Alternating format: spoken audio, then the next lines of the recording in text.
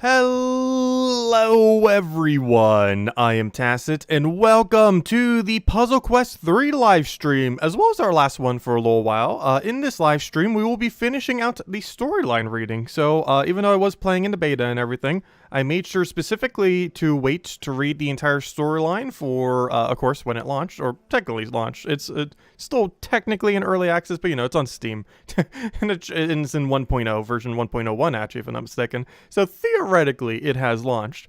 But yeah, we're going to be finishing the rest of the storyline today. Chapter 13, 14, and 15. We'll be reading through the entire thing and going from there. I did start a few minutes earlier than the timer, but that's mostly because we have a bunch of chests from the storyline, but mostly should be the lower level ones that we specifically got as we were doing the storyline. So I figured we'd go and open some of them, as these are some of like the mid-range chests that you would get as like the middle part of the storyline. So I figured it'd be kind of cool to actually show what kind of things you would end up getting.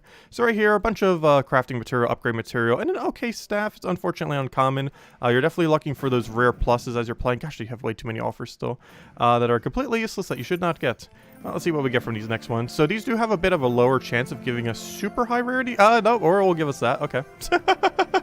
But I was going to say, because they're the chests that you get as you go through the storyline. However, rubies do have a decent chance of giving you epics, which I believe this was just a ruby, and the diamonds ones can give you up to legendary gear.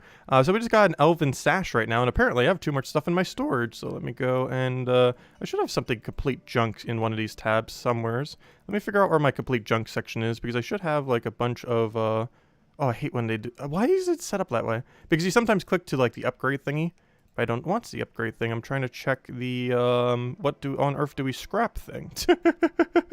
I guess we could, oh no, but night in purple is kind of okay. Just trying to see if I have any like useless junk in any of these categories, which I'm pretty sure I do somewheres.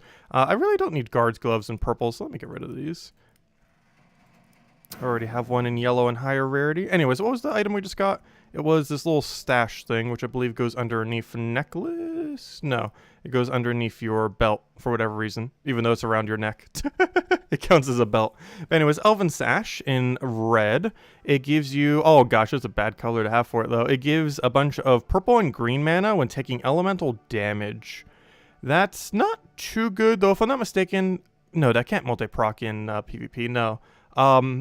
Though defensively on PvP, I think this is okay. Because I believe whenever something hits you for like that 4 proc, let's say they're using pure blue, and they hit you 4 times for damage, it will end up giving your character a bunch of mana 4 times over. However, against the actual like enemies, they only ever hit you in damages of 1 in the current state of the game. So this isn't too good, though it's maybe worth holding on to, if nothing else. It is epic after all, so generally anything like rare and above that you get early on in the game, even if it's a completely useless seeming item, hold on to it. You need the higher rarity stuff. So I will be holding on to that. Maybe Elven bonus will kind of be good at some point as well. Okay, but let's keep opening the ones for the storyline. As you see all there, we got a bonus key.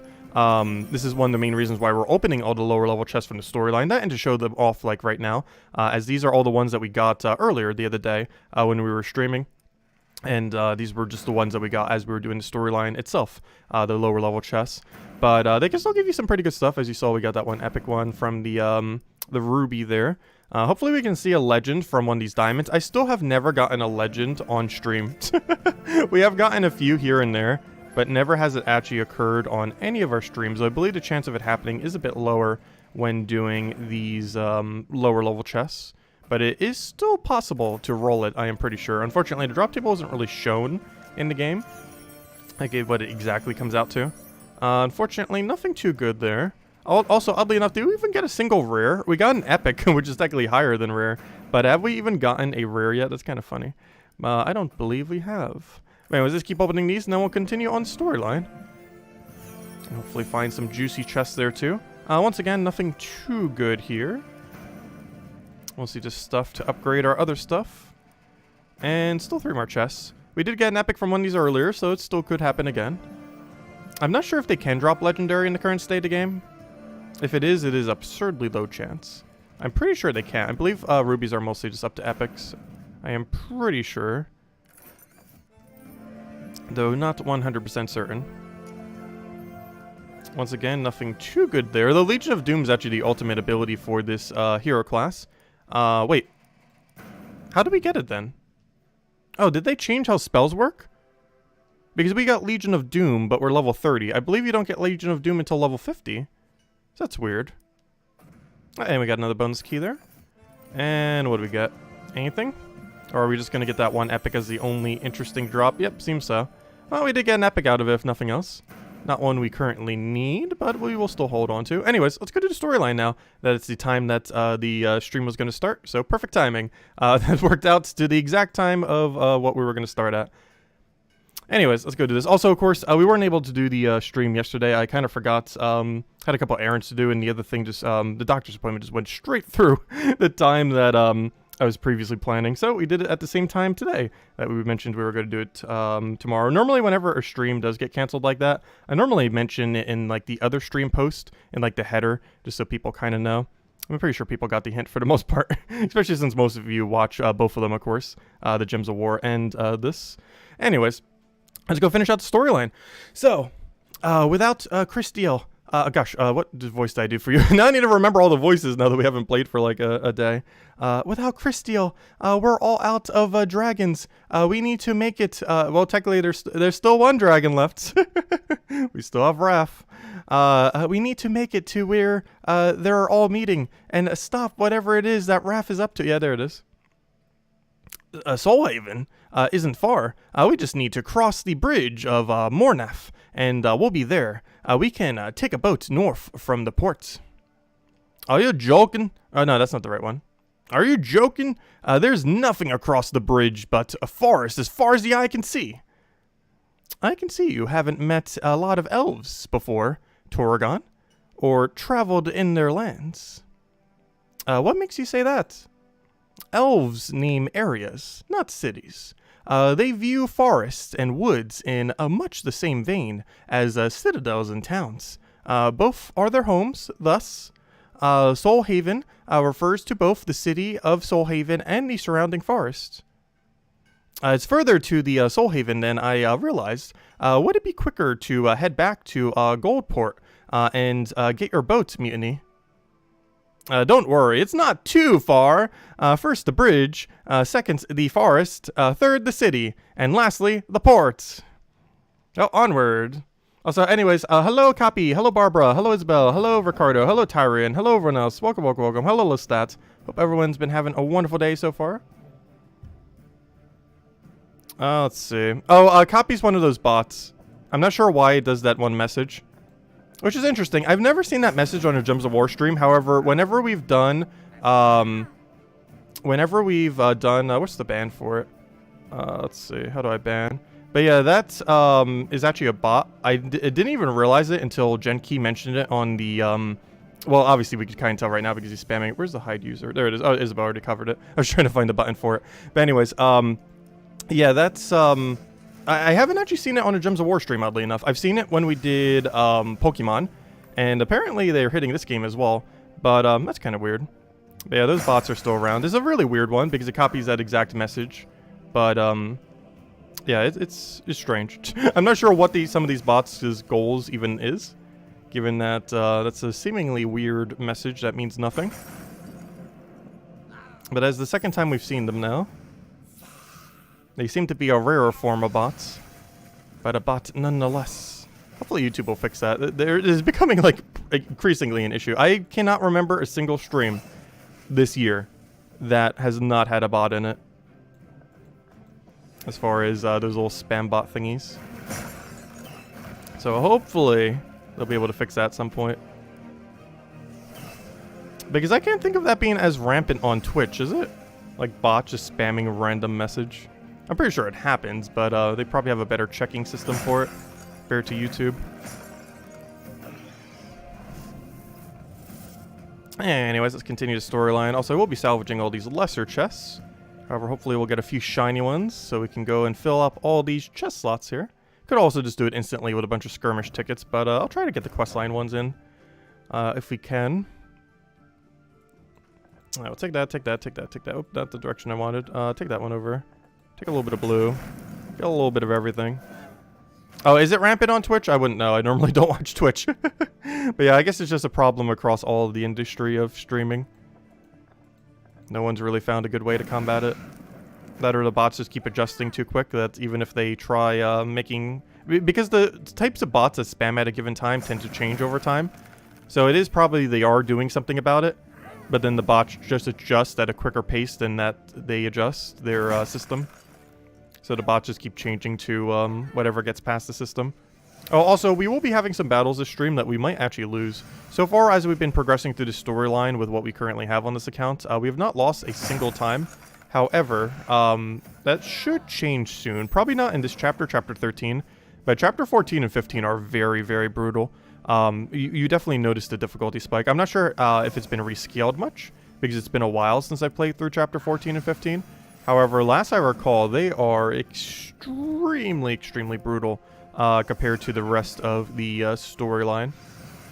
Like, you can definitely get locked out of it for, like, weeks if you're doing your first playthrough. Like, if you have a brand new account right now, if you're at, like, past chapter 5, you're doing pretty good right now. Yeah, you will hit a wall for potentially a couple weeks at 14 and 15. I was able to get it done in under a week when I first did the game in its current balance, or in that balance back then. However, that was with a lot of repick spamming on like every single battle. Like, you had to repick spam some of the battles like 20, 30 times before you got a good enough board to actually win with. Anyways, welcome to Soulhaven. Welcome. I still don't know what to do for Mutiny's voice. Like, I can't really do Black Woman that well. Also, the type of voice that she would have as well is a little bit different too, because it's like a pirate Black Woman, which is way beyond my scope of voice acting, especially as a male. Anyways, welcome to Soulhaven Forest. You'd better disguise yourself, Zion. You know what'll happen if the wood elves find out you're alive. Zion, what will happen? I may be wanted by several courts of elves. What for? Stealing information regarding forbidden magic, of which the punishment is death at best, stripped of my magic at worst. Death at best. Wait, stripping your magic is worse than death? Oh, yes. I can't think of at least 17 ways back from death. You dark elves don't mess around, do you? I know the consequences of my actions before doing this, and I have no regrets.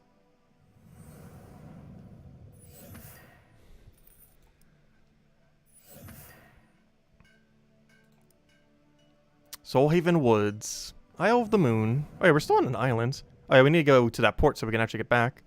I was like, wait, we're in the middle of nowhere, but yeah, we're trying to get to the boat so we can actually get back out of here. Wait a moment. Zion, is that you? It is indeed. I trust your reaction means my disguise is adequate.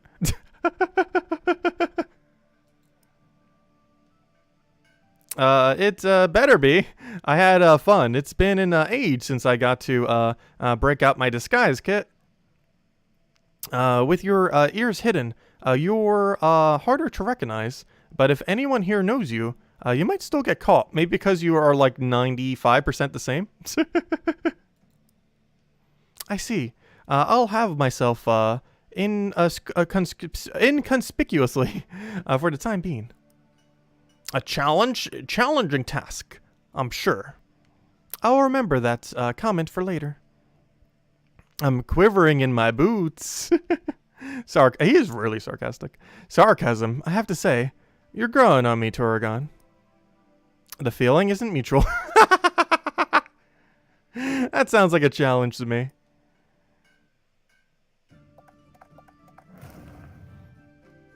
I still like the dwarves the most. Though I'm not sure they're really going to be talking much in this area. Actually, I can't remember what the final boss is in this area. I know what the ones are for the other two. The final one being the extremely obvious one. What it will end up being. Given what all the storyline is leading up to this point. Though I am curious about the next chapter. Because a character gets introduced that should be extremely important for the lore of the game. I don't want to say what it is quite yet because... it is exceedingly spoiler if you played Puzzle Quest 1. Let's see. But anyone who played Puzzle Quest 1, you'll probably remember him. Because he was a pretty big character from the game. You wouldn't need to have played Puzzle Quest 1 probably to understand, though I'm not sure because I haven't actually read the dialogue for this game. But I'm not sure how much it will reference Puzzle Quest 1.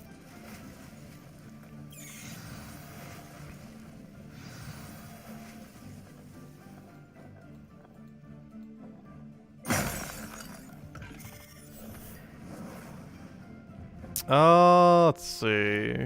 We'll do this, and that should be enough to finish it then.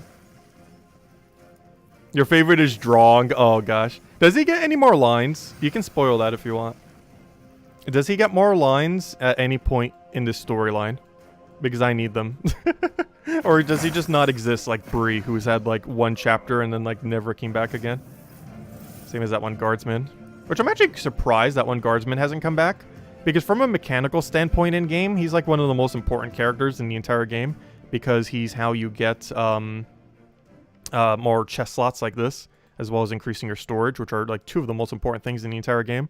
More chests means more loot just constantly, and more, or you know, more chest slots. And having more inventory to hold that loot is required, so you don't have to keep salvaging them all. They still need more storage in the game, which is another reason why it's so good. There's such a lack of storage currently. And that's been fixed during the beta too, and it's still kind of bad. Hopefully it'll be something they adjust further once they're out of early access. Or even in early access. Also, I was just checking my email again because I was looking for something for my medical thing for from when I was you know, doing that the other day. And gosh, I have like 5 games sent to me from various developers. I seem to just like send it out to a billion different people. Like games to play. Like this one, we weren't contacted by the devs, obviously. We just simply are playing this game currently.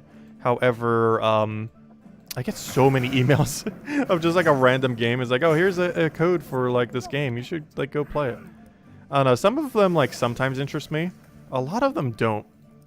Like the most recent one I saw was like some kind of drilling tycoon, where you're basically like a capitalistic oil driller, in like a kind of like almost 3D pixel style. Not like a Minecraft necessarily, but I don't know, the easiest way I could describe it is 3D pixel style.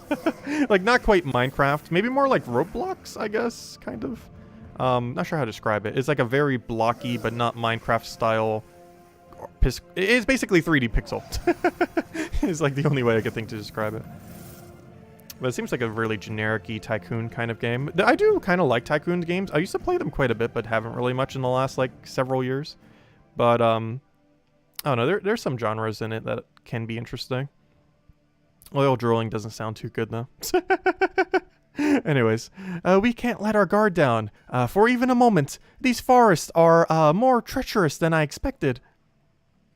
I'm surprised. Also, that's disguise. Oh, gosh. I'm surprised. Also, they wouldn't be this bad. Normally, the guards of Soulhaven ensure that danger doesn't lurk in the shadows here. As the dragons have changed, so has the world. Curious. What do you mean by that? These creatures, many of them are as old as the forest themselves. We shouldn't be surprised that with the possibility of their passing, the land would grieve their loss. I wouldn't let that happen. Also, I was wondering why we're like struggling with some of the voice lines. I just realized the cast of this game is definitely more female than it is male. And we are horrible at female voices. And the ones that we actually are good at in this game, like, never get dialogue lines. It might be dangerous, but we need to keep going. The longer these eggs are away from their families, the weaker the hatchlings inside will become. Josie is right. We have to fight through. There's no other choice. And here I thought there might be one part of the quest that would prove easy. You should know better, Mutiny. How does the saying go? Also, why do you like T-pose almost in between each of these? That's something they need to fix, I'm pretty sure. It is not supposed to T-pose like that. I thought she was like facing forward for one of them, but it's literally just T-posing an idle, because it's not even doing its idle animation. It's literally just T-posing there. So they probably added the mask thing for this model, but they forgot to give it a an idle animation. That's really funny. But they forgot to give the masked version of Zion a idle animation. That'll be fixed at some point, obviously. But on an adventure, if something could, that's perfect though. I thought she was just like looking forward earlier, but it's literally they forgot to give her an idle animation when she's wearing the mask because it's a completely different model when she's masked compared to not masked. But they forgot to give the masked version a idle animation. That's kind of funny. But anyways. On an adventure, if something could be perilous, it might be perilous. That's the one. It still does the head shake, though, oddly enough. But it doesn't have, like, the rest of its body doing its idle animation thing. That's a kind of funny oversight. Though, in all fairness, that's definitely one that's kind of easy to forget. Like, if you forgot to do it for the character, that's pretty huge. But if you're forgetting it to do it for one model that's used for, like, one little part of the storyline, that makes a little more sense. That would only be a bit more egregious if it was literally, like, the entirety of the character. Like, always. But no, it's only when it's wearing that mask model thing. Let's see. We'll take that over, take that over. Oh, yeah, I definitely prefer Gems of War over this game. It's not even close. Like, that's not even in question. Gems of War is a way better game, but it's also been in development for forever. I do still feel this game needs another year or two before it's good. That's my current stance overall on Puzzle Quest 3. Like, beyond the storyline, like, after we finish the storyline, there is so little content within the game. But we'll be done with the storyline today. Not sure if I'll be covering guide videos. I kind of want to. But, I'm not sure. There's, like, almost no player base for the game. The other concern I have with covering guides is what... I already did cover 1 or 2 guides on the game. Actually, technically only 1. It was on all the followers in the game. However, it's already dated. And my biggest concern with doing a guide on this game is it's still technically in early access. So there are still a lot of things that might get completely overhauled compared to how it is now. Like, absolutely changed every aspect of it. This is the only big concern. Like, if it was a full release, like full, like it didn't say early access, then that would be a different story. But it still does. But anyways, this land is not as I remember it. When I was here last, everything was bursting into life. Yes, the woods are still beautiful beyond compare, but everything else is sadder. I have to say it, but Christelle would have needed to pass through here when going north. She may have brought her despair with her. And we've seen that she can't contain it any longer. It breaks my heart, but I fear that you're right. Now that she's passed north, I believe things will return to normal in time. It's a beautiful place. I wish I could see it as it used to be. Maybe one day. Ha! If we survive. When we survive. Okay, let's see. We'll take that. Grab our little bit of junk there, and we're good to go.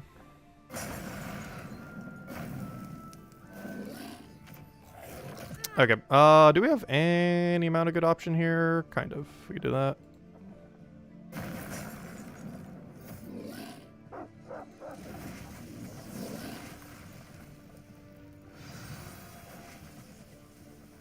I do... Actually, that should be fine. Never mind.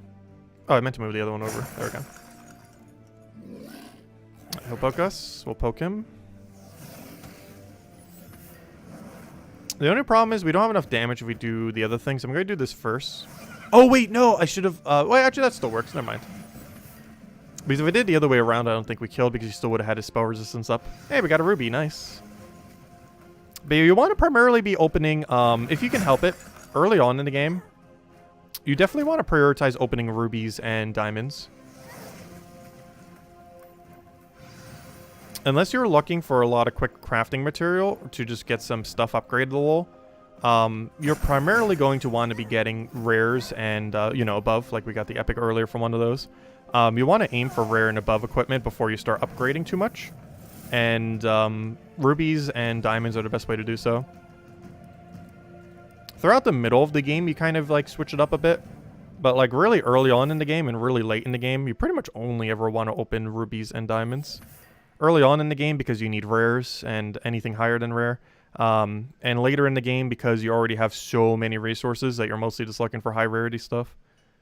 In the middle of the game, you tend to need to get like crafting material to upgrade stuff and similar things. So you tend to prioritize a mix of chests.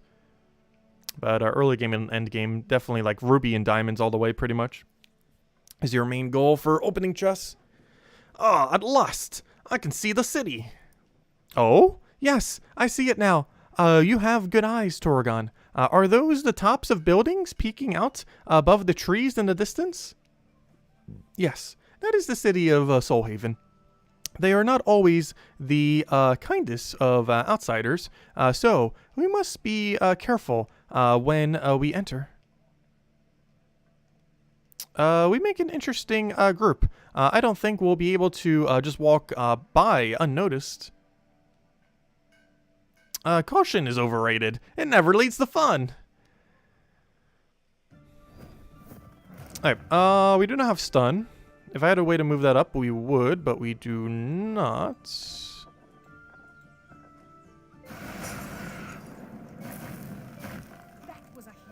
Oh, we do have a stun now, though. I don't know, do we want it? I guess we'll grab it. Oh, I should have taken that red up there first. Doesn't really matter too much, though. Yeah, this will chip kill him, and then we're good to go for the rest of the battle.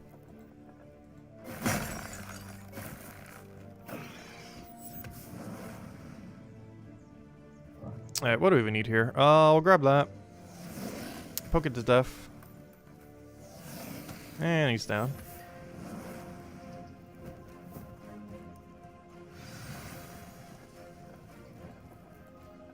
That should be everything we need.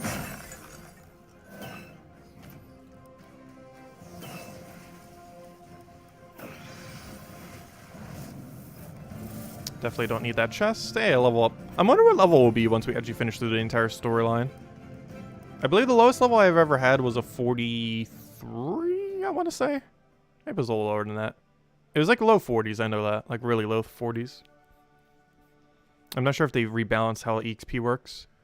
Though we are wearing some EXP items, so we are getting like slightly more, even though we just gone straight through the storyline with his account and nothing else. A moment alone, if I may. Yes. I have never asked you for much, but I never intended to. But, what do you need? I wish to pay respects at a crypt nearby. It has special meaning to me. May I ask why? It's something Puzzle Quest 1 related, I'm pretty sure. There was a child. Her name was Alana, and she died in a war long ago. Her bones, Alana. Who's Alana? I'm trying to think. Oh! Wait, is that who Alana is? This is definitely Puzzle Quest 1 related. I'm just trying to figure out what it is. If I'm not mistaken, the area that we're in right now, it's that one elven area in Puzzle Quest 1. And I believe Alana was the kingdom leader of one of the little kingdom things, because there was kind of like kingdoms, a little bit more like how Gems of War is, oddly enough. But there was like a kingdom system. And I believe Alana was the lead of one of the kingdoms in this exact area on the map. Because this is the exact same map as Puzzle Quest 1, just way in the future, like I believe by 500 years or something. So I believe she was the leader of the one that's actually in this area, so that makes sense. I can't remember exactly though. But yeah, Alina was important in Puzzle Quest 1. I'm just not extremely brushed up on Puzzle Quest 1 lore. But I'm pretty sure that's what that's from. I just can't remember exactly off the top of my head. It's either that or near like the end game. There was some other like elf person that helped you that was somewhat around where this area would be, which I might actually be referring to that instead. Which could be possible because she helped you a lot during the like end game of Puzzle Quest 1. Anyways, and she died. There's actually another character that'll be kind of doing that in this game, equivalents of such. But anyways, her name was Alana, and she died in a war long ago. Her bones rest in the crypt, and she was, I mean, her story is of great importance to me. I see. Please do what you must and return to us when you're ready. And Evelyn? Yes? Be safe. I hope you find what you are looking for, or feel what you need to feel. I'll make sure we stay put until you get back.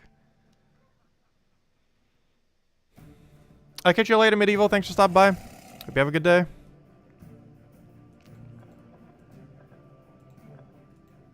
That's not a movement. That could have been a movement if I didn't take the other one. My brain saw it earlier and then it moved other stuff and then it's like, oh, you can't take that now. It's the only problem with like rushing these down sometimes. Like if you actually think about it, you'll be able to take the board correctly, but normally I just go for the rush to make sure the timer goes down. Because otherwise there's currently, I would play that a bit differently if it wasn't for the fact you can't cancel timer. You can do some things that kind of can if you like, you know, take all the moves on the board and a few other things like that. However, or when there's like no options when you do a bunch of gem spawning. But there's currently no like end turn button, and that'd be very convenient if there was. But there's currently no way to do such a thing. I was mentioned during the beta, they still have not actually added any equivalent feature though. There's no way to auto skip that timer there, like instantly. If I just want to like click on it to like double click here and then boom, skip timer. Like there's no way to do that currently. Like, for example, if I want to end our turn right now, we'd have to take every move on the board, which actually there only is one move. So in that case, the timer does go down almost instantly. But for example, if I only want to move a few things, but I kind of want to keep everything else, we got to wait out the entirety of the timer, and there's no way to skip it. And it's not too bad with the default timer. However, that timer can get pretty long when you have speed-related equipment. That ends up making your speed go quicker. Hey, do I not have extra turn here? I do. I do not. Yes, I do. Just making sure before we move everything. Like right here, I would want to like force end my turn a second earlier.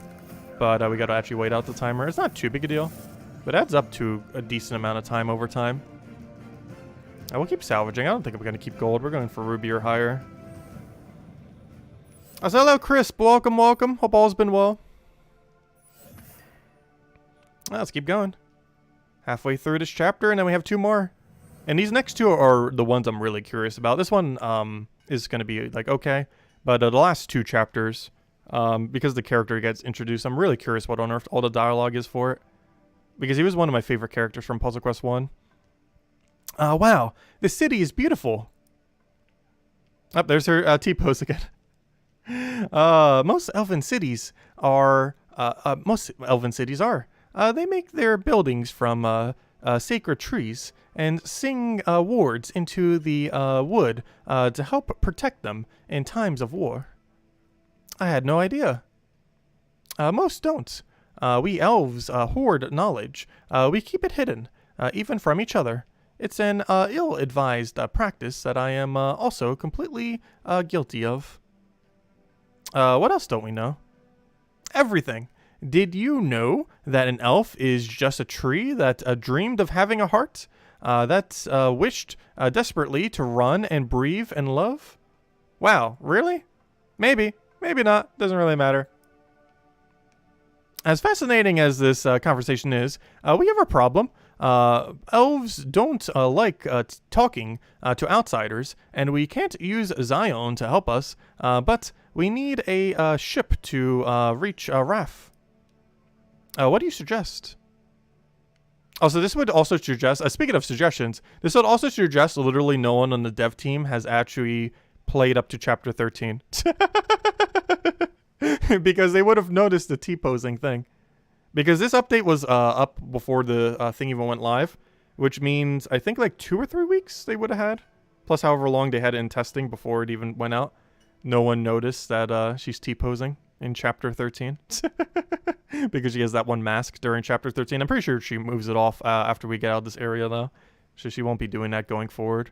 Anyways, let's ask around the old fashioned way. If we can find a ship, I can sail it. So how long do you think it will take them to actually fix that error? My guess is 2 months. Because I'm not going to report it. I want to see how long it takes someone else to actually report it. Or for them to figure it out themselves. I'm really curious how long. Unfortunately, we'd have no way to check. Because we'd have to go all the way back to chapter 13. We wouldn't have a good way of doing so quickly. But my bet is it will take them at least 2 months to fix that. Unless I mention to it them. Let's see. And even then, it might still take them like at least a month. Let's see. I'll take that over.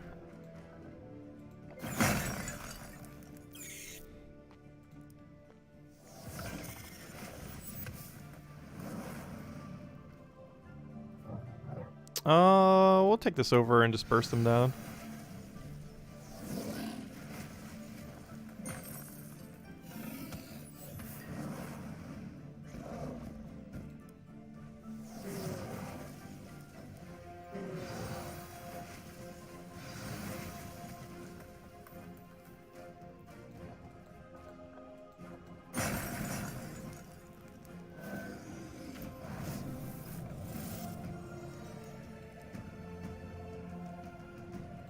Right, halfway through. Let's keep moving on. Let's see, how much time are we getting? Okay, so we're about a half an hour. Interesting. So that makes sense. So far, every chapter has been taking us approximately 1 hour, give or take 10 minutes. Normally take, because normally we're doing things that make it go slightly slower rather than quicker. However, yeah, it seems like on average, with the equipment we have, it is taking 1 hour per chapter. Which means the entirety would have taken us approximately 17 hours then. 1 hour per chapter plus just the in-between time that keeps chipping like slightly higher. Especially since the last 2 chapters are probably going to slow us down a little bit. There's quite a few really tanky units in the last 2 chapters. Like a lot of them. Like a lot of them. Like the tankiest units in the entire game. Particularly one that we haven't seen yet. Wait, have we seen it? We saw it in one of the challenges. We haven't seen it in a storyline yet, though. One of the daily challenges I did on the launch day. Ended up having it. But we haven't actually seen it in the storyline yet. The one that's ultra absurdly annoying beyond belief. That they made even harder in the most recent patch. Which is weird. Because it was already so insane. But they didn't make it much harder. They just scaled one of the values from to check if it's at like a few hundred to make it check at 0. Which makes it a lot tankier. Well, I mean, not a lot tankier, but slightly tankier than it would have been otherwise. Though it does make logical sense to have it as a more understandable number. Anyways, we're getting nowhere. I've asked around. They really don't want anything to do with us. Oh, I forgot. We haven't gotten the new character from this area yet. Excuse me. Are you the ones who have been asking about passage of Lunarian? Yes, that's us. I may be able to help if you take me with you. I don't have the coin to hire passage myself. But I can broker a deal with a captain here. Good timing. If you hadn't shown up, we were going to board one of these skiffs and start tossing elves overboard. Not surprising. You are dressed in the attire of a pirate.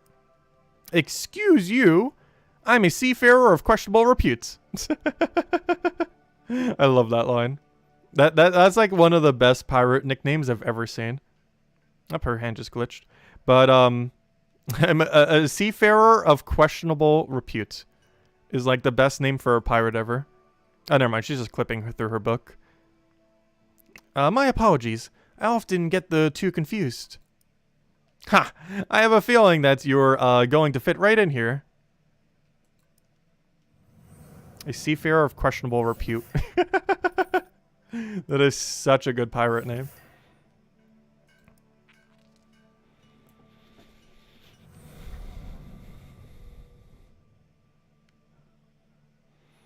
Gosh, how do you even say that? I was just saying it earlier too. Elhyra. Yeah, I'm pretty sure it's Elhyra. Elhyra was able to get us a ship, and soon we were sailing north. Why are you still wearing the mask? Aren't we away from the area where you need that mask? Is that a dark elven ship I see? They're a long way from Yerm. This is most unusual. We do not often see them so close to Soulhaven. We should tell the captain to stay ashore and wait for them to pass.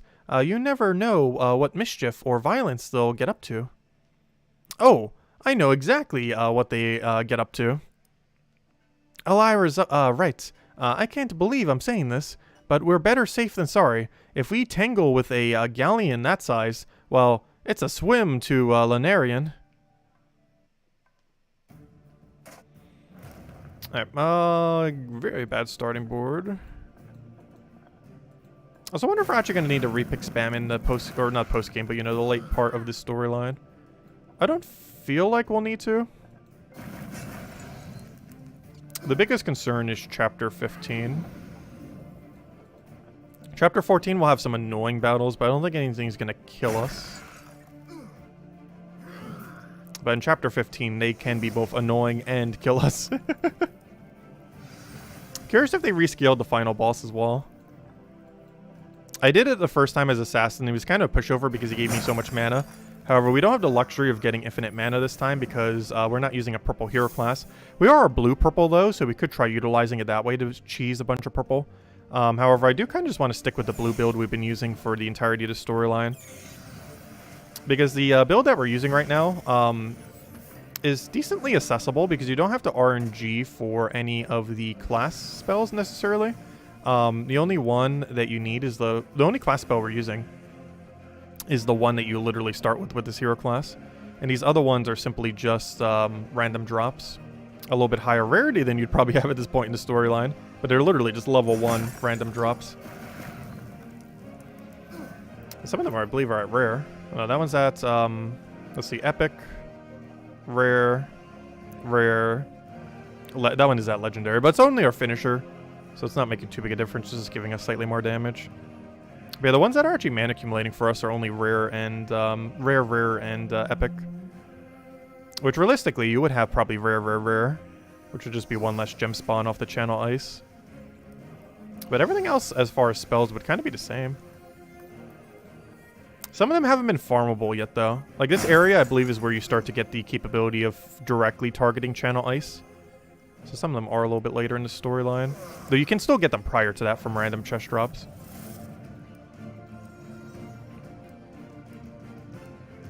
The quickest channel is the one from the very first chapter, though.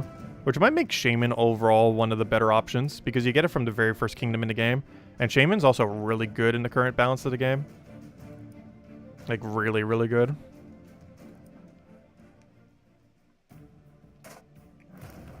Oddly enough, Necromancer's probably one of the weakest in the current balance of the game, and kind of has been for a while. In the most recent patch. The biggest buff that she got in the most recent patch is they made this ability not useless. The one that we have in second slot, Tail Touch. What it used to do is it used to do some mana drain to the enemy. But now it does some mana accumulation for you by denying a color you don't need while giving you a bunch of mana you do need. Which it makes it a lot better. Which is why I've been using it for most of the storyline. Because it basically made the hero class usable. This spell right here, Chill Touch. Because it needed just like one more mana accumulating option to kind of not be useless. And that was her one more mana accumulating option she needed. She still suffers the most compared to other hero classes though, because her ultimate meter does not feed her mana. Every other hero class does. So I'm curious if they do add another hero class, if the very first one or the next one in line will be a blue one. Because we don't really have a proper blue class currently. Like, yes, Necromancer is the blue class, however, its ultimate meter is more so skulls. So even though it's theoretically blue focused, it is more of a skull class than it is a blue class. So hopefully we get some kind of proper Frost Mage when they add more classes, because they're definitely going to be adding more classes. How they're going to monetize it, or if it's just free, or how they're going to roll out, I have no clue. But there's no way they're not going to add more classes to the game. They already kind of confirmed that they are. We just have no clue when. I thought they would for the Steam release, but they didn't for like 1.0. But we didn't get another one.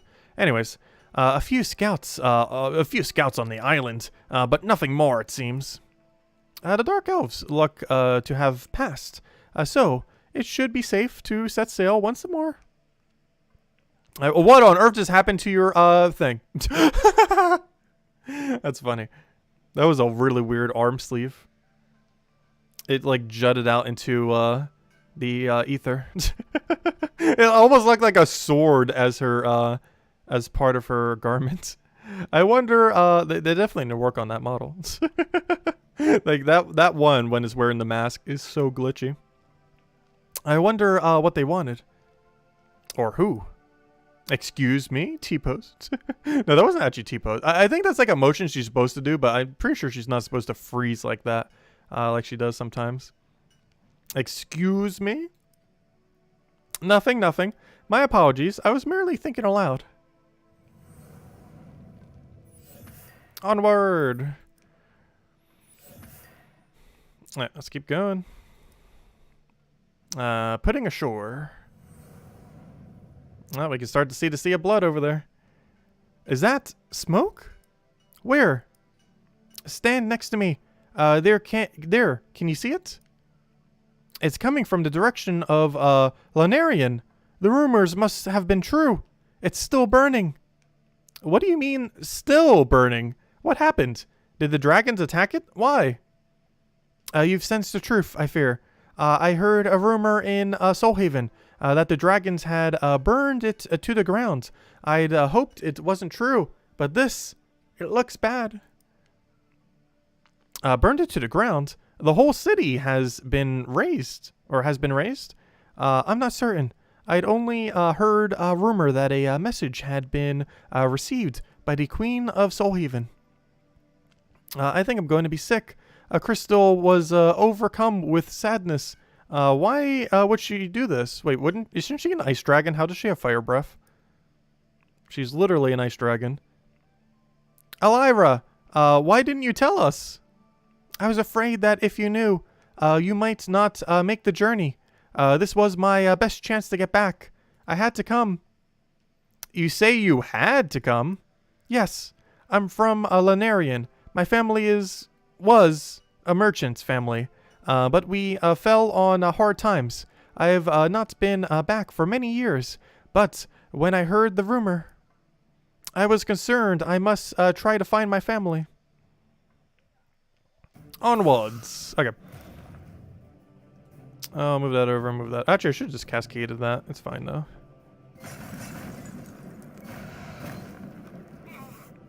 Got everything we need. Luckily, Chill Touch exists. The only thing making this class not completely useless. The fact it has access to Chill Touch.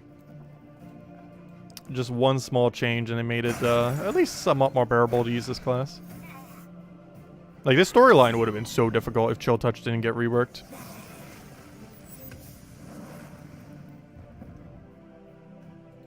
I still feel like Necromancer is one of the weakest classes in the game, though. Yeah, at least in its current state, obviously. That is subject to change. I actually need to do it this way. Alright, we're good to go. Yeah, we really need another song from Gong. Him and a few characters just get, like, completely obliterated from the storyline. I'm not sure if they're going to come back near the end. But, there's so many people who are not with us right now. Who we kind of met, said hi to them, and then they never really did anything again.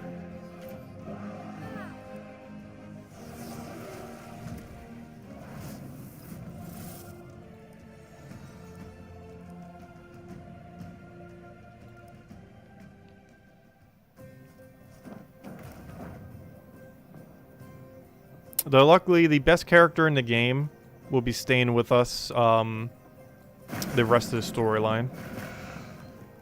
And we get him next chapter.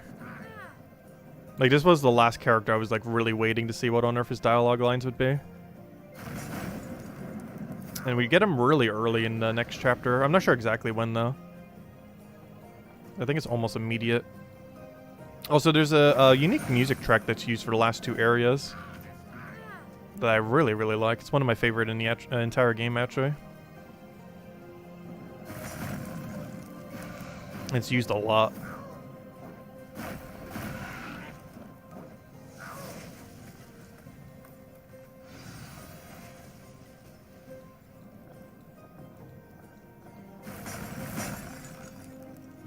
But it hasn't been used up to this point.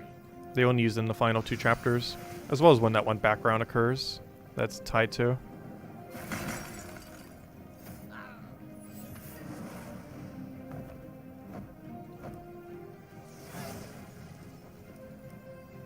I should have bursted first. Now I gotta overkill it. You know what? I'm just gonna chip kill it. Gotta get those chips. And now you're very dead, even though we don't have every spell. That's still waiting. Hey, we got a ruby out of it too. Nice. You should be dead. I don't even need the extra damage there. It would have made slightly more sense to cast the blue thing first, but I had a feeling it'd be already enough. And it was. I'm saving this guy for when we see another diamond, if you're wondering why I'm not clicking the one that has the highest rate. We'll keep using these. But if you can find any pus bags, save them. Especially at rare and above. Well, when you're starting off in the game, you should be saving literally every pet you get. But pus bag is by far the best. That and snack rat. They have the highest key chance and are the two highest priority pets in the entire game. Next two are probably Green Dragon and that one horse. I can't remember its name. The Pegasus? No, not the Pegasus. The other horse. Not the Pegasus, but the other one. I can't remember its name. The brown-looking one. Anyways, we weighed anchor on the far side of the island in case dragons were still nearby. It may be a rough journey to what's left of the city. Wait. It may be a rough journey to what's left of the city. The moon... Am I missing something? Am I not understanding the sentence? It may be a rough journey through what's left of the city? I'm not sure why it uses the word to, is what's confusing me here. But anyways, it may be a rough journey to what's left of the city. The Moon Guard usually protect the roads here. It's likely that creatures have come down from the hills. Curious as to what's happened. I've got some experience at keeping roads clear. I hope I can make it. I just... T-pose! Gotta get that T-pose in. Grieve. Later, if they're dead. Grieve later. I thought that was a proper name for a second because it's capitalized, but no, it's just the first word of a sentence. Grieve later if they're dead. Now, we must fight our way to the city and see the truth with our own eyes. Callous, but correct. I don't want to mourn my family yet, but still. Lead on, Elira. We'll fight our way through. Yeah, Ponytar, that's the one. That would be the one.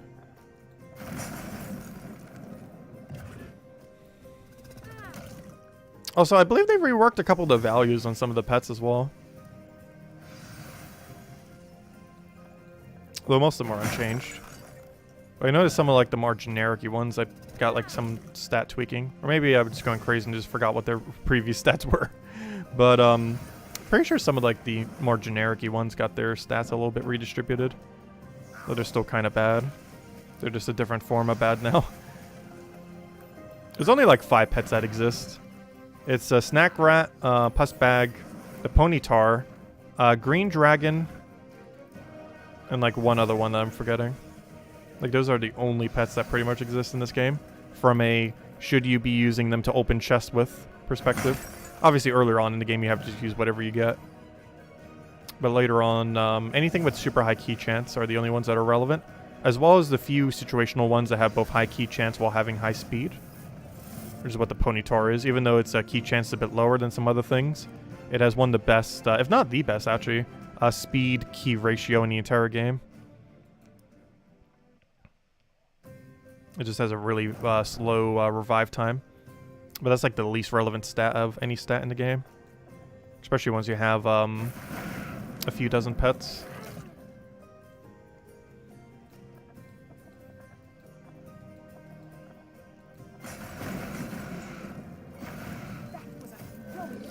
Heroic! Okay, we're good again. Move over.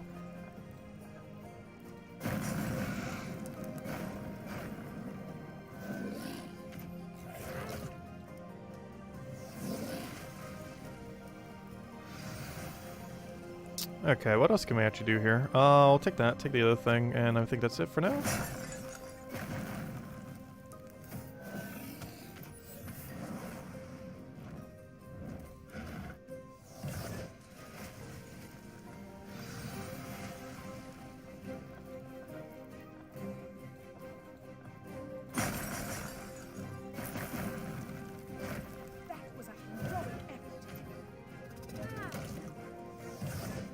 Oh, I was hoping that would kill. But then again, we could have seen the value. Also, gosh, I keep forgetting. This thing does have a pretty low damage, but I keep forgetting how much damage Ray of Ice does. That is so much. It's level 1 as well. It's a level 1, this is even a high rarity one. This is literally a level 1 rare. And it's hitting that high. That's a lot of damage. Numerically, it's higher than this, but its boost ratio actually makes this one higher in most situations. But, wow. This is legendary, too. And this is just a rare one, which is generally what you're going to be finishing storyline with. Just level rare spells, most likely. 4 rare spells. But, yeah, this is a rare level 1 spell, and it's hitting for like 4,000. Of course, we do have some other things that are making it go a little bit higher. But, very big number.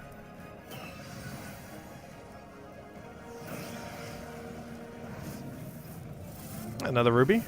Great to see. Another level up as well. Keep opening them with the little pus bags. I wish I had a better name, though. That's such a weird name.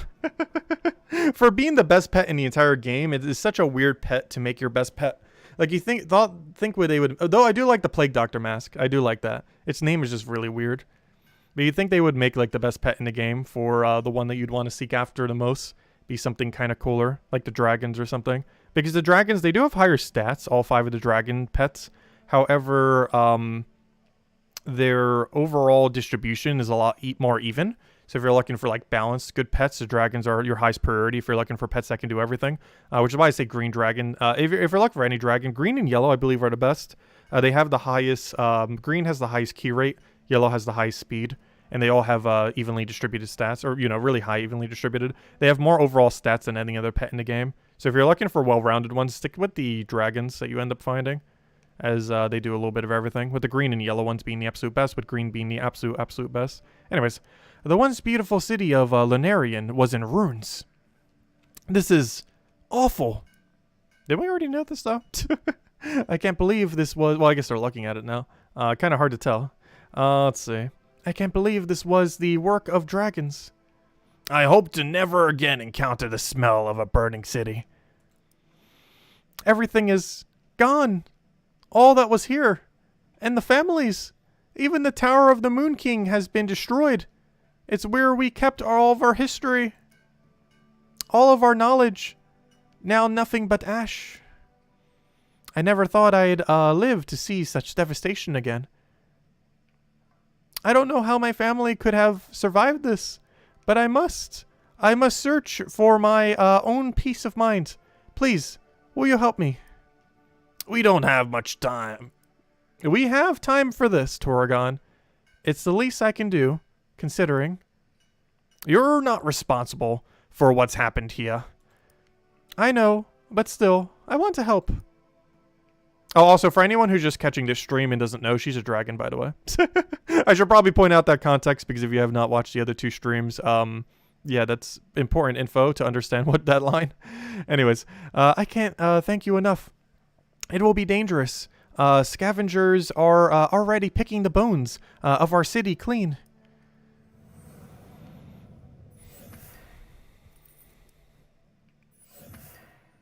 We're almost to chapter 14. Where I assume the storyline will pick up quite a bit based on what character gets added. That is somewhat picking up now. It's just the backgrounds don't really help too much here. Because you're kind of just cycling ones that they've already used. That makes sense that they don't have a background for literally everywhere they move, but still. They don't have that kind of budget. Nothing yet. I haven't found a thing. If there are survivors anywhere, they'll have fled to the Tower of the Moon King. What on earth is up with that arm thing? And now she's T-posing. This model with the extra face mask thing is so broken. Why is she still wearing the mask as well? Aren't we like past the point where she would need it? I'm pretty sure after this chapter she'll go back to her normal thing. Anyways. I've heard stories of that place. There were magical words to keep the Moon King safe. Not safe enough, it seems, but how did you know that? Your accent is odd.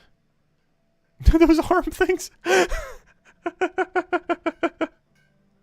Why does she need magic? Just stab someone with the extension of your sleeve.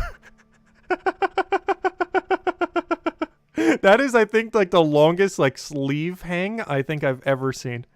It is so long, it is off screen. Like the tip of it is literally out of view. It is so long.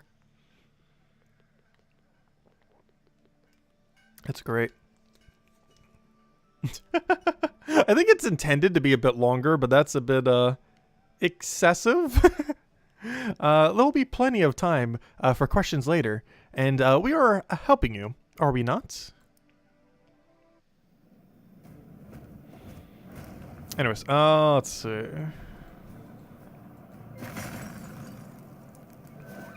So the only problem with using this exact Necromancer is this hero class and the Zion look so similar visually.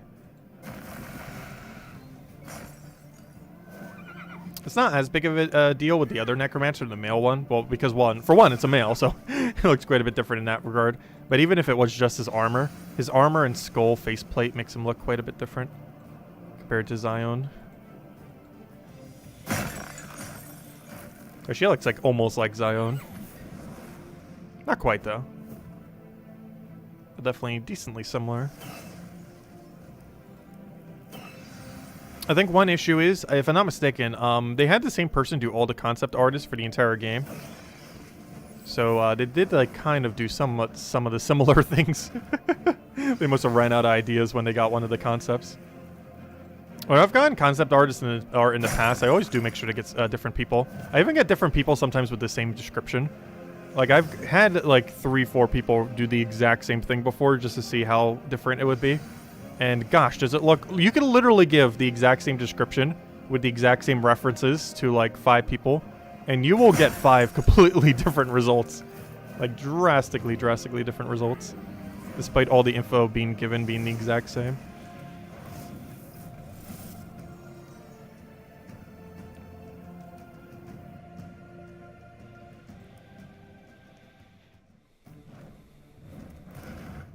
Oh, what do we want here?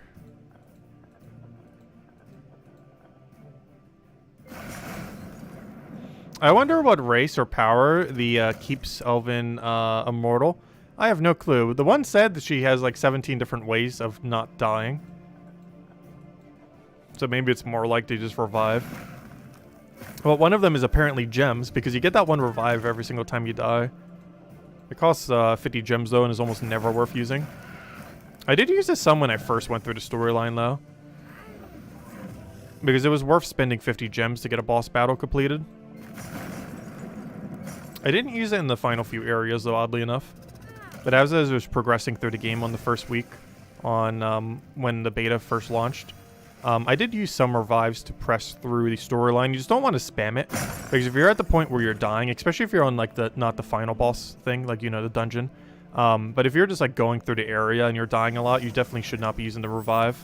But if you're at like the final boss of an area, and you just seem to not be able to do it with what you currently have, but the one revive would allow you to do so, it is in that situation worth doing it, because you get a new follower, and every new follower helps out quite substantially to your passive amount of loot that you're going to be getting. Because the initial ones even give you loot like ore and food. Like the one that we're getting from this storyline right now actually gives us gold every single hour as well. It's kind of like a Gems of War tribute, but way worse. Like way worse. That's effectively what it is. But it only gives you gold, nothing else. Which gold isn't as important of a currency in this game, but it's still helpful if you're upgrading a lot of stuff. Like we technically ran out of gold on Tuesday when we were messing around with some stuff, mostly because we're spending so much gold on like everything.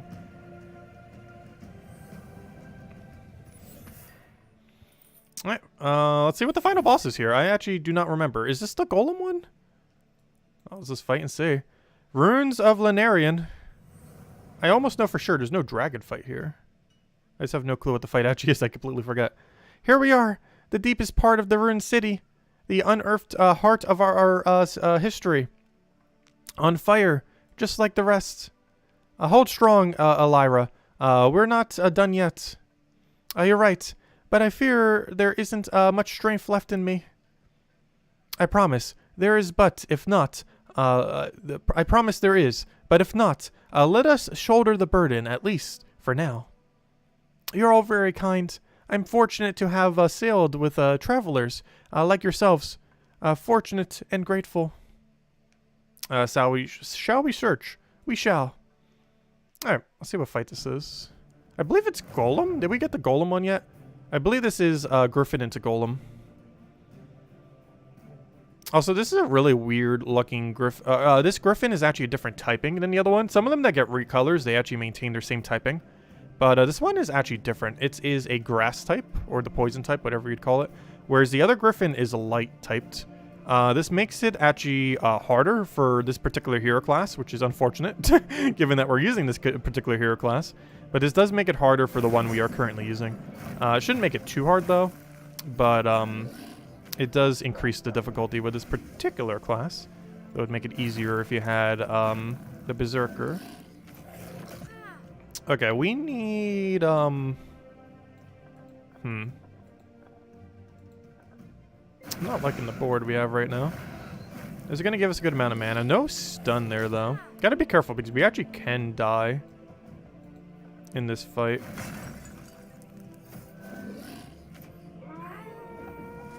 Okay, good. We got all of his terror off. Oh, he's about to just apply it again. Does this thing still get barrier spam? I don't think we could check until we actually see it as our enemy. So he's opening with terror, which is actually really annoying. Though we're not really using many effects that would get negated by it. It makes your stats effects, your positive ones, 50% less effective. However, other than barrier, which we just got, we're not really using it too much. Oh, he just crit us. Luckily we had barrier up, so it didn't do as much damage. Alright, let's kill him out. Let's get some mana. Alright, what ability do you have? Do you have the same one as normal Griffin? I think you might, because you're starting with Death Dive. Yeah, and you have it seems to be the same, it's just a different color. Interesting.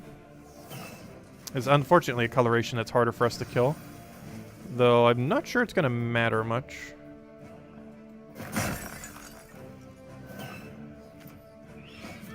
Okay. Actually it might, because it would have been dead by now if we didn't have weakness towards it. If we were just neutral to it or something. Luckily we just got a stun there. We haven't stunned it yet. It is an elite, so it does get stun protection after. However, it's going to be dead before that's relevant. Like right there, it got stun protection. Okay, so this could do half as much damage, so this won't kill. So I actually want to do this. That will kill. And now we don't have to worry about typing. Oh, it's just an ice giant. Oh yeah, we already had the golem fight. What am I saying? I forgot. We had it in that one underground area when we met that older dwarf guy. Duh. I'll take the mana. Thank you very much. Always the best pick. Unless you just want a little bit of gold or something. I should have done the blue spam first. Whoops. It's not too big a deal, though. It's not like he's going to kill us here. Like, he might try to hurt us a little. That's not going to do much. Oh! I should have been a little more cautious. He almost just killed me with Ice Crash. Ooh, yeah, these last two chapters, they're going to be a little sketchy. They're going to hit hard. He's the closest anything has gotten in this storyline to killing us. Very close. Nothing. We've searched everywhere. Scored these runes with a fine elven comb. I know this was a possibility, but for it to be true, so much history lost, so many lives taken, so much climaxing about to happen as into the next area. What do you intend to do? Take me with you. You're chasing these dragons, aren't you? She wants revenge. Don't look so surprised. You're hardly subtle. My family may have fallen on hard times, but I still have a merchant's ability to judge character. And you can take that disguise off, Dark Elf. Yeah, please do. There we go. She does. Okay, she's back to normal model. Let's see. Why didn't you say anything? When such an odd group as this appears, it can only mean destiny is at work. Some things are more important than petty racial squabbles. There's more. But wait, there's more. that you're a dragon yourself? Also obvious. I'm not so judgmental as to hold you accountable for the actions of your people. You are clearly not responsible for what happened here. But yeah, I do kind of like Ari's. Honestly, Ari's 3D model, a lot better than what they originally had for her in the little 2D thing. Like, I definitely like her a lot more now that she actually has the 3D model thing. Gives her a lot more character. Anyways, then we would be glad to have you. Welcome, Elira. Thank you. I fear our journey will be hard, but the most important ones often are. Alright, now we have the merchants. For that little bit of extra passive gold. Though I hate that you can only ever get her to a 1-hour claim. I wish it was like an 8-hour one like the other ones. Because I almost never claim her. Like, if you're on, you take her, but you don't go out of your way. Also, this is probably not worth it. However, that's weird. This is the first one that's actually had crowns in it. What is the money conversion on this? I guess if you're going to spend money, this might actually be okay value. Let me see. I would still not advise it because $30 is way too much. But I do want to just see the breakdown real quick. What does $30 get you for this? Yeah, it is technically, if you're buying crowns, okay value. I wouldn't necessarily advise it, but if you are going to spend money on the game, it is a ratio that is actually one of the slightly more desirable ones. The problem with crowns, though, is there's nothing good to use on, and there's so many good ways to completely waste your crowns in the current state of the game. And by good ways to waste it, I mean like horrible ways that basically give you no value whatsoever. And you really don't need crowns. But yeah, here's Elira. She ends up giving you gold every hour. Normally it's 100 every hour. She also gives you gold bonus, so you get even more gold as you progress through things. Anyways, let's go and continue. But yeah, their microtransactions definitely are not micro, that is for sure. Like, if that was like $5, I'd be like, oh yeah, maybe. I'd maybe consider it. But like $30, it's like, oh no, I'm not getting that at all. Definitely a no. Anyways, towards death. Okay, so here's a character that should be coming very, very soon in the next like few areas. And you should be around for the entire climax and exposition of the game. Anyways. There's still no proof that my family are dead, but we've searched high and low. I don't think we can do any more here. Best keep our wits about us. We're quite away from the ship. Ah, yes! Gong is back! Oh, we got the return of Gong! He's still with us. Yeah, he hasn't had a dialogue line for like multiple chapters now. But there he is. Gong has eaten many things. Stones makes voice deep. Elfies make voice squeaky. Gong is full now. You ate an elf?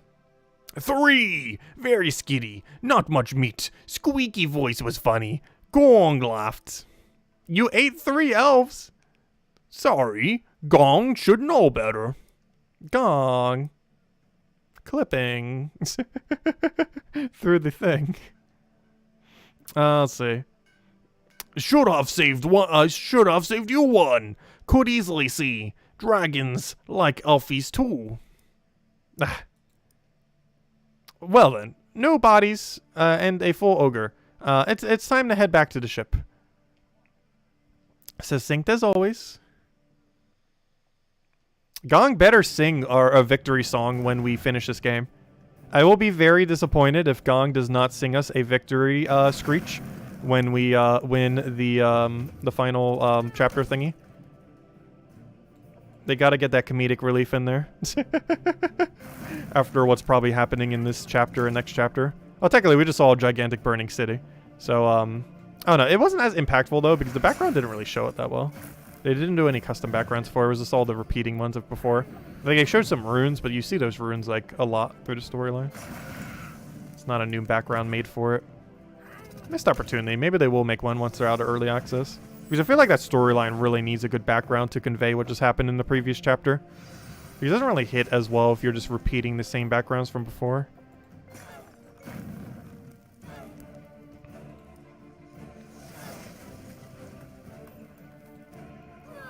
Yeah, hopefully it's enough for finisher. I'm even going to cast this other spell just because I'm not confident enough that it will.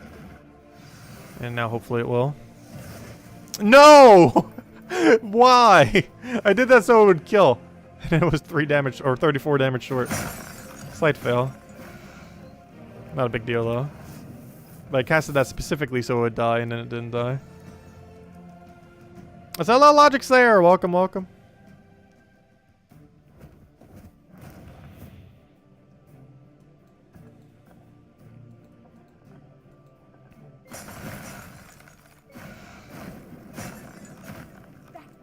Nice, we got a Haruk. Let's go poke him down.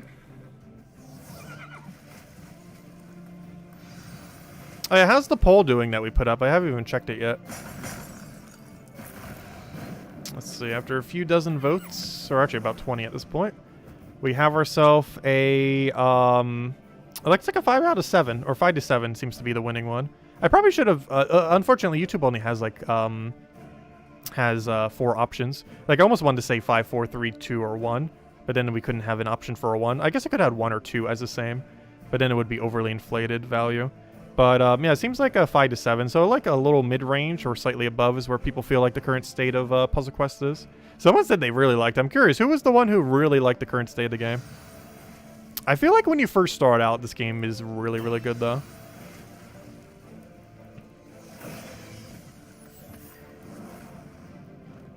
Like, I can see the game hooking you. I just feel like as you get later in the game, like post-game, it basically doesn't exist. Which I've been hoping for them to still do, which is what I'm still holding out for, like a year or two for now. They might have a solid post-game. But the content beyond the storyline, still not the biggest fan. Because their daily system just takes too much time. Especially if you're doing other games that have daily systems. Like, I do multiple different free-to-play games that have daily systems. Some of which we don't even stream. Like, of course, the Pokemon Unite one. Like, I never stream that, but I still do it. But the amount of time it takes to do those is just so much quicker. Like, Pokemon Unite's like 20, 30 minutes. Like, 20 minutes. Like, 15 at the lowest. 30-ish, 40-ish at the absolute most. But, like, this game, you could spend, like, literally 2 hours doing the daily system. Like, not anything else. Like, literally engaging with no other piece of content but the daily system. It can legitimately take 2 hours. That's how much there is. And it's very bad to have your game structured that way. Because unless it's, like, the only game you're playing, there's no way you're realistically going to have the time to do it. Anyways, we're ready to set sail once again. So what's the next step? Christille mentions that the dragons were planning to meet at the Lake of Blood. Yeah, we saw it in the little thing over there. I've heard rumors of this place, but I had no idea it was real. I thought it merely a fanciful myth, but a lot of Etherean history. Oh, with a lot of Etherean history. No, it is certainly real. It lies far to the north beyond Iharia. What is that combination of letters and words? I mean, letters and letters. I mean, vowel and consonants are the two words I'm looking for. There we go. Ihalarian. A Hilarian? A Hilarian. I'm not sure how on earth you pronounce the H in that situation. Alarian? Alarian. I think it's Alarian. Alarian. That sounds the most correct. Beyond Alarian and White Mountains, hidden by forest and snow. How do you know this?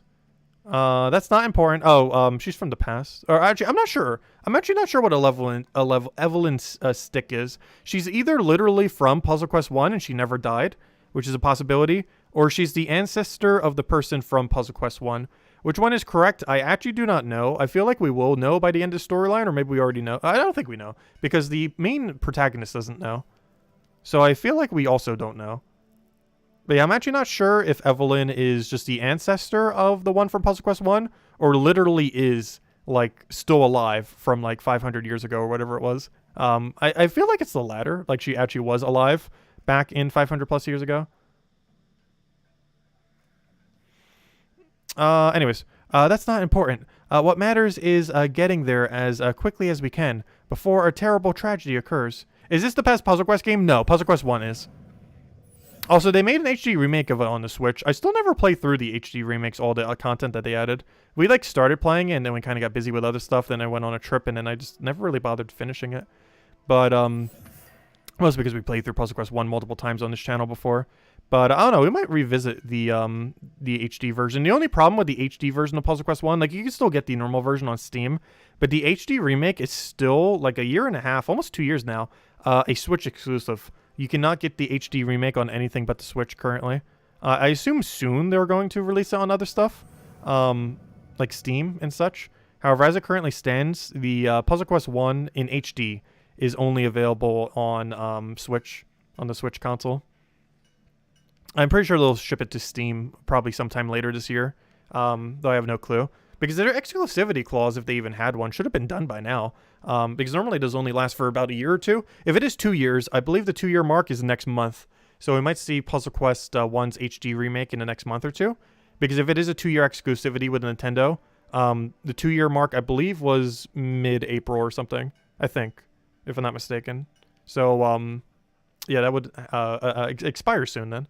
Or maybe it wasn't. I know it was sometime around April. I can't remember when. But that means sometime this summer we might get the HD remake on Steam and other platforms then for Puzzle Quest 1. You can still play the one on Steam or other areas that's at though. But if they do release the HD remake, it has all the DLC. It has new content. It has more classes. It has quite a few changes. Most for the better as well. And of course it has the different graphics that are a little bit more modernized. Some of the choices with it were good. Some of them were kind of average, but overall it's a pretty good experience. But yeah, Puzzle Quest 1 is definitely better than Puzzle Quest 3. It's not even close. At least in its current state anyways. That could change. But the current state of Puzzle Quest 3 is way worse than the current, or you know, what Puzzle Quest 1 is, especially compared to the HD remake of it. Anyways, finally, a journey to a place I've never been. Who knows what we'll find? Has anyone here traveled that far north before? Not I. Over the White Mountains, they say the frosts are magical and few can survive. But yeah, this is a very frost-heavy area, as you're about to see with multiple things coming up soon. All I know is that Queen Helena holds a dominion in the lands we must cross. She is old and wise and dangerous. What should we do? Our oppositions are limited. I know Raf resides beyond the White Mountains, but I've never been to the Lake of Blood, nor even seen it on a map. We can always walk around in circles until we find what we're looking for. It's worked well so far. That's the spirit, Oregon. Apply sarcasm until we find a solution to shut you up. Yeah, they got lost in that one forest area for a while. He was even marking the trees, then it's like, oh, the marks went away. Magically.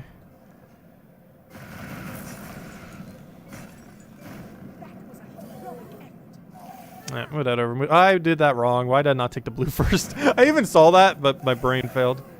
Whoops. That should be good enough to roll. Actually, I forgot. We actually need to pay attention now. We can legitimately die in these battles. I keep forgetting they can actually kill us now. Like, we're getting to the point where we can actually lose if we are not careful.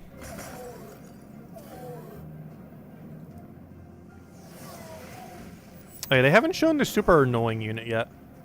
I know you have to fight one of them as the boss in this area, but I believe he occurs before then? Though maybe he doesn't. I could have sworn he did, though. Oh yeah, the music track that's playing right now. Isn't that the one? Yeah, that definitely sounds like the one.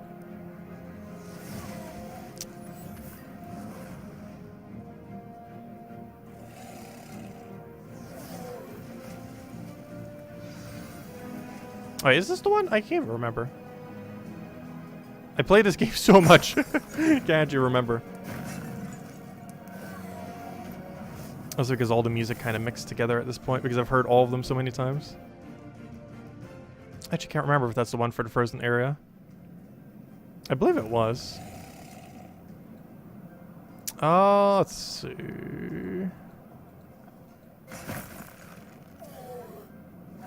For whatever reason, it seems like it isn't, though. I'll move that over. That's the only changes for the final chapter, which is potentially also the case. Also, this is a different ice background, which is kind of interesting. Before, they only had one ice background for this area. So that might be why the music seemed like it was the same. Because it might be because it hasn't actually happened yet. I can't remember if that was the one or not. Oh gosh, Wake the Dead's actually a lot of damage there. Because they do have more backgrounds here, because this background that's occurring right now is not one that used to exist. Never actually seen it before. Apparently they added some for this final section area.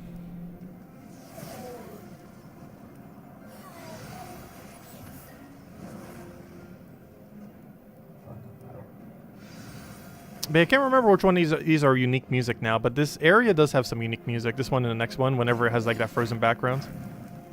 I can't remember which ones are which, though. This one definitely isn't one of them, though, the one that's playing right now, I'm pretty sure. I'll catch you later, Tyrian. Thanks for stopping by. Yeah, we're pretty much going today until the storyline's done. We're not stopping until we're done with the entire storyline.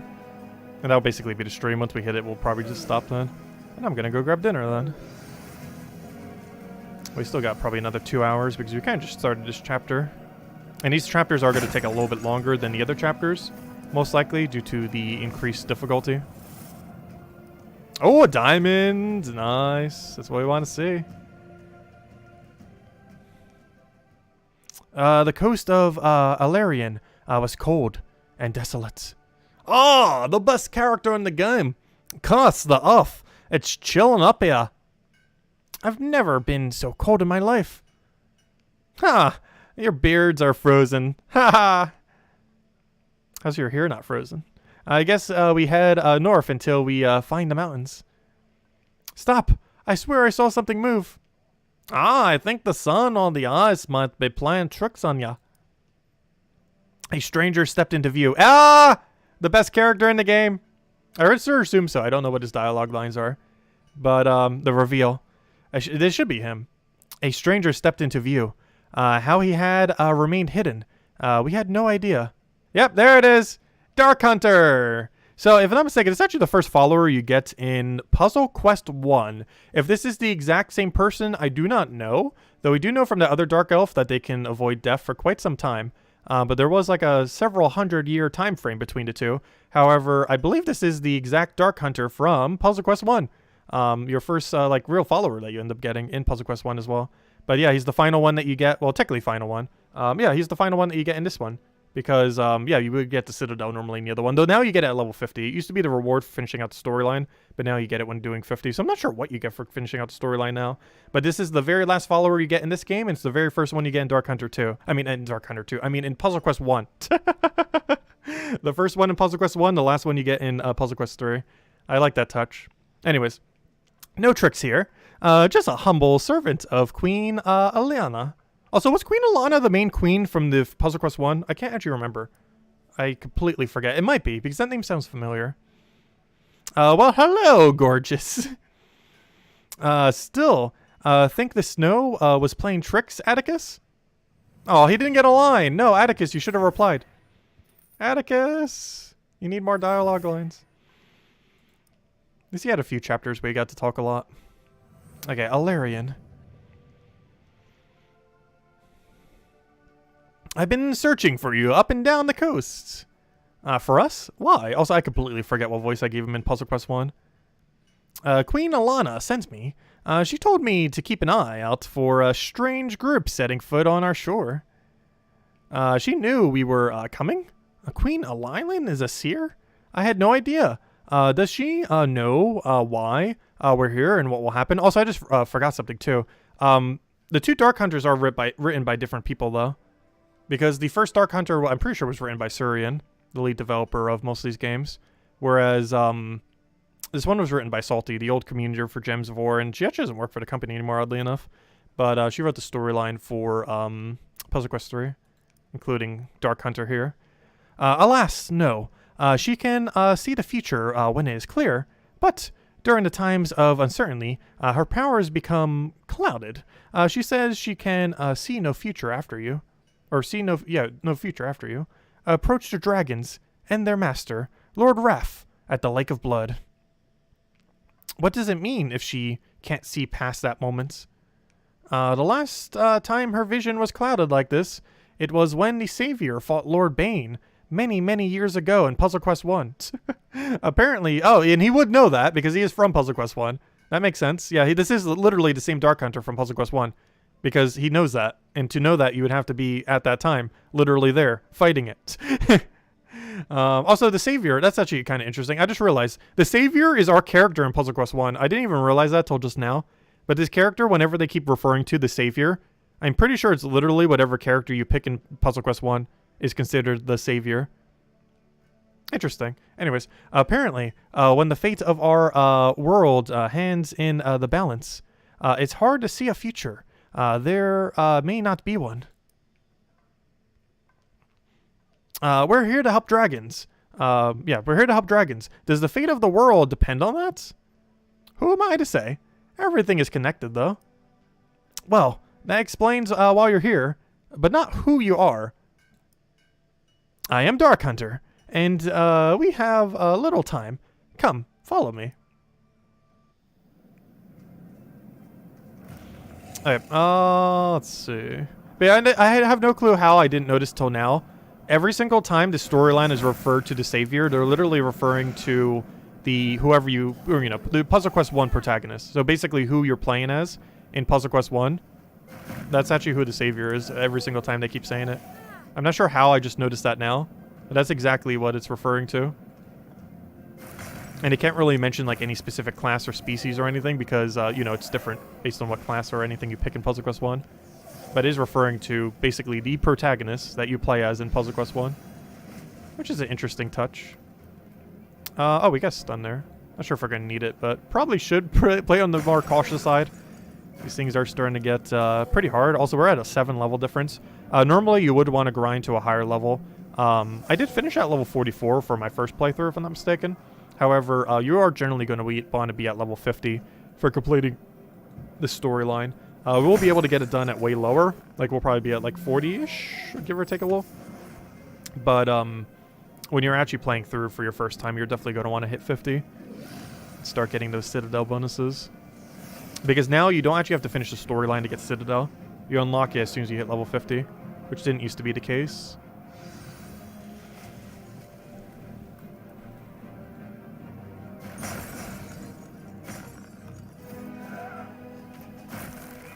A good thing you do not start with your burst damage. Though that's not enough to kill us, even if he did, so that's not too big a deal. I was expecting that to do a little more damage than what that says. So that's actually not too bad. Oh, I forgot to take the red. Whoops. Not like it matters. He is very dead. You always went Druid class for Puzzle Quest 1. My favorite ones are any of them that could really get away with the poison build. We were playing as the... in the remake, they added a Blood Mage, and that was a really fun character to play. We never did finish the playthrough with it, though, but it was pretty fun. The biggest issue with Puzzle Quest 1 is it has no speed option, and for whatever reason, they didn't add one in the HD remake. And it is just so sluggish to play. Like, it's a really good game, but if you're playing, like, Puzzle Quest 3 with quick speed, Gems of War and quick speed, literally any game that has a quick speed option these days, which is more of a modern feature, it is just so bad when you go back to having normal speed. Because there is no speed option in Puzzle Quest, not even the HD remake of it. Unless when they re-release it, like, on Steam and everything, maybe they'll add one. I sure hope they will. Because it is so glacially sluggish. It's a good experience, but it plays so slowly compared to most modern games. Like, it's perfectly fine when you're first starting out, but then when you realize a little bit later in the game, it's like, oh, I have to play the entire game at this speed. That's the main thing I hate about Puzzle Quest 1. But it's more of a modernized thing more so than an issue with the game itself at the time. Because a lot of games at the time would not have had a speed up option. But it's more of like a standard thing these days. Actually, reanimation is easily one of the things that makes endgame easy, not hard, oddly enough.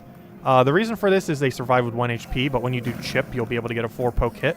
And it's very unlikely it's going to roll 20% 4 times in a row. So it basically just sets you up into a perfect chip, which makes that one of the best ways to kind of farm in endgame, because both of these last two areas have the zombies, and you want to make sure you can end up utilizing their death to help you out, because every single time they survive with 1 HP, you could perfectly get a chip kill on them.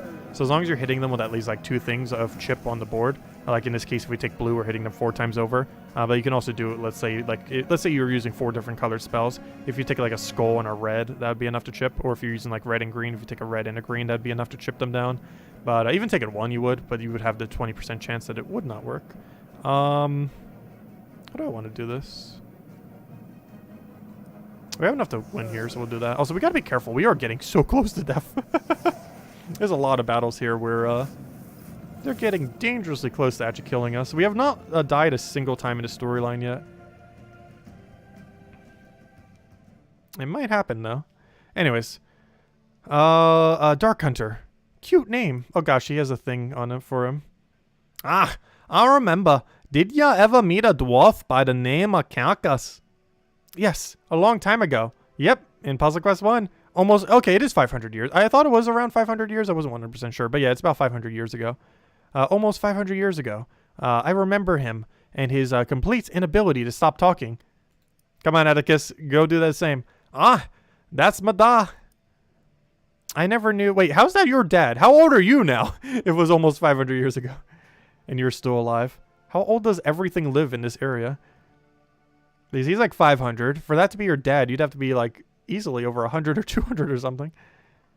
Unless it's like multiple generations behind. But if it's like literally his dad, he would have to be a couple hundred years old or something. I never knew he sired children.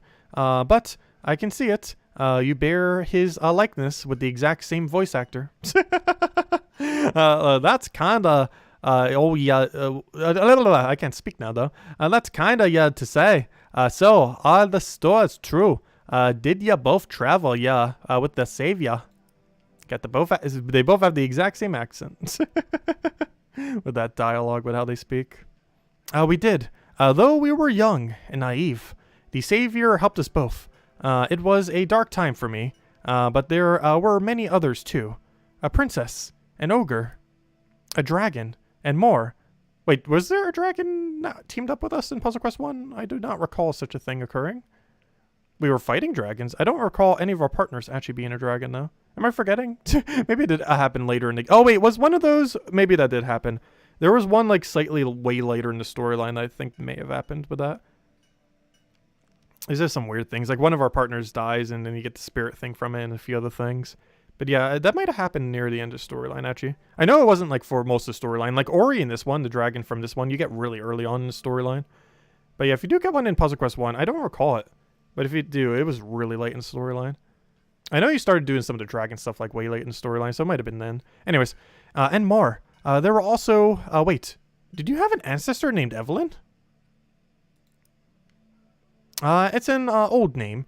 It's been in my family for a long time. Are you... Okay, so are we going to get confirmation? Are you the Evelyn of Puzzle Quest 1? Or are you the ancestor of the Evelyn? Because it's still somewhat ambiguous. You bear a striking resemblance to her, because she probably is.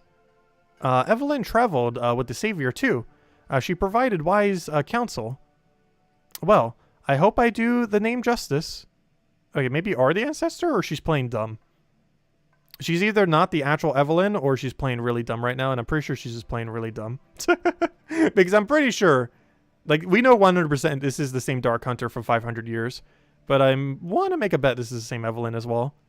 She's just kind of playing it off as if she isn't for some reason. I'm not sure why.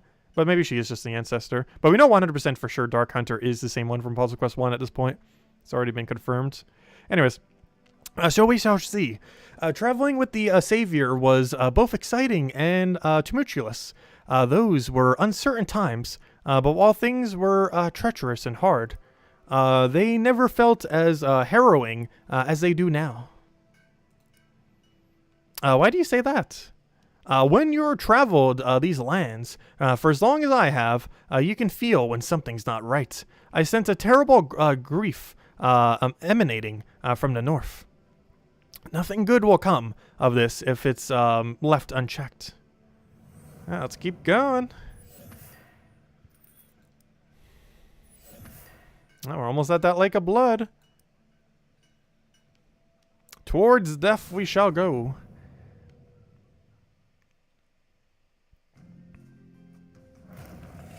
Oh yeah, this song that's playing right now. This one's the one that I believe is unique to this area. This one. Oh, I was upping my desktop audio. And in doing so, I also muted it because I clicked off. But yeah, this is the one that only happens in the final area. For this ice area. It's among one of my favorite ones. It picks up a lot more later in the song, though. Let me lower it just a little bit, though. Let's see. We'll take that over. It's definitely my favorite song in the game. It's only used right at the climax for these final two sections. You're going to hear it a lot, though, because you're going to be stuck in this final two sections for a while. Oh, I did that the wrong way. I could have taken all those screens. Because on a casual playthrough, the final two zones are, like, absurdly difficult.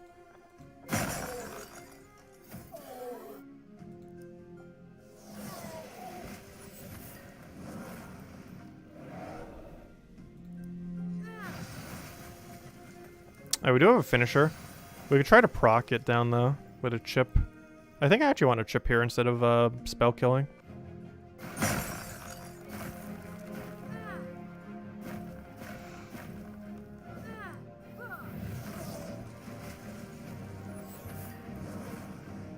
Also, I can't remember if the final boss gets the different music. Can't remember if it does or not.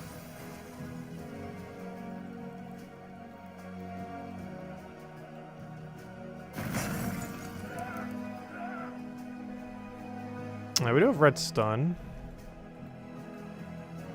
Oh, I could take in the blue there. Which I actually needed to win. Like, it doesn't matter because we got the stun.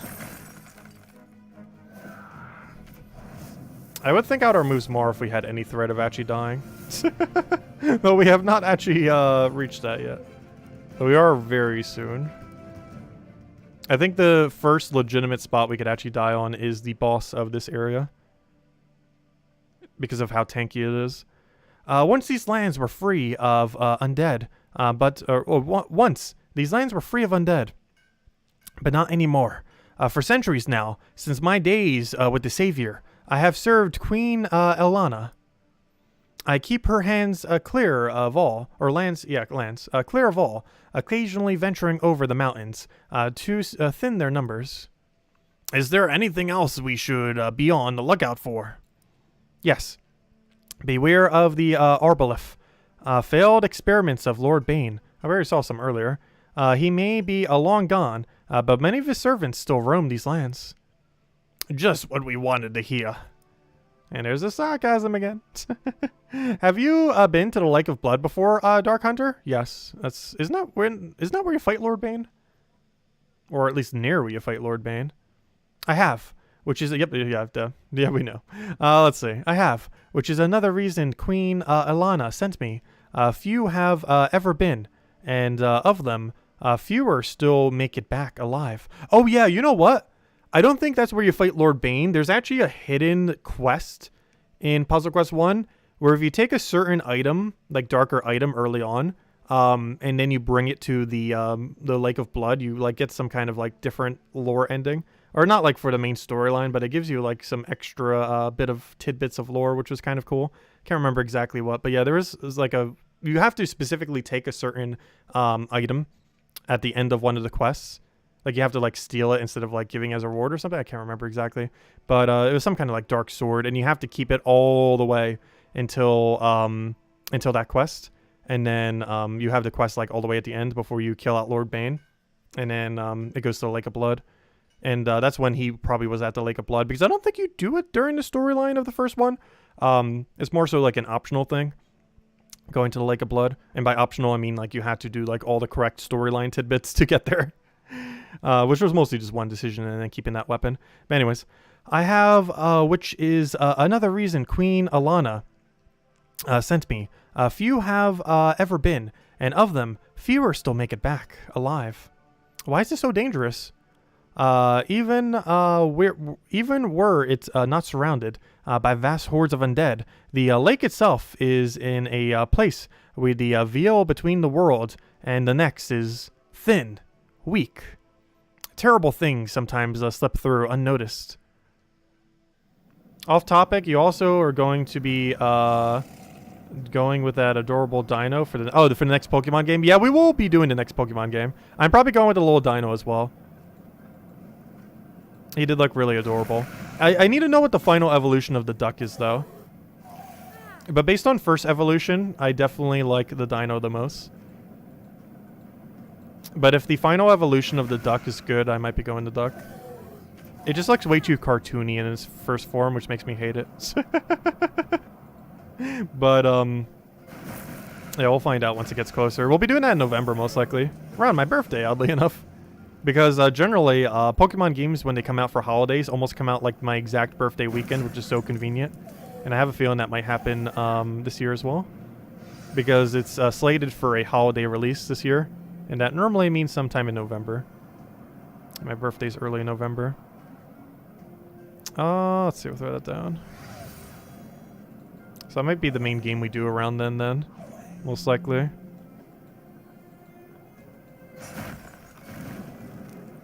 It better not be as bad as Sword and Shield, though.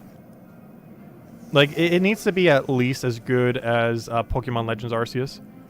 If it's worse, then that's going to be such a bad feeling experience.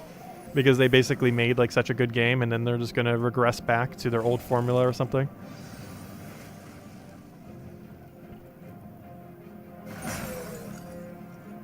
Because that's just such a high bar for them to exceed now. Oh, 1 HP. Oh, I should probably chip kill you. This is what I was referring to earlier. You want to do this a lot in the earlier parts of the storyline, because it's basically setting you up to get full free mana. And there we go. Wait, is it already leaked what it looks like? I haven't actually seen it. I'm not sure if I want to, but I'm pretty sure they're gonna spoil it themselves before it even is released in like official stuff. So maybe I'll peek at it. Because I didn't know what any of the Hisuian forms were for Pokemon Legends Arceus until I actually played the game. Like, I thought a lot of them were just new Pokemon, and some of them were, but some of them were literally just Hisuian forms of old Pokemon. Okay, in case we get another diamond, I am going to keep my one pet available. In case we see one more diamond within those 2 chests. We still got a bit of storyline left. Anyways, let's keep moving.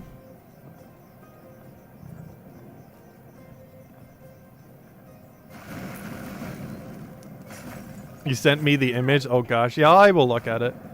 Because that will actually determine who's my starter is. I almost want to look at it now.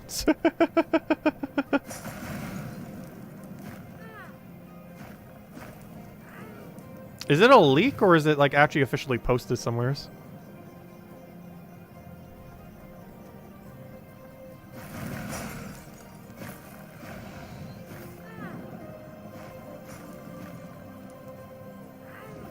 Luckily we had barrier there. Unfortunately, we're 3 mana short of a cast.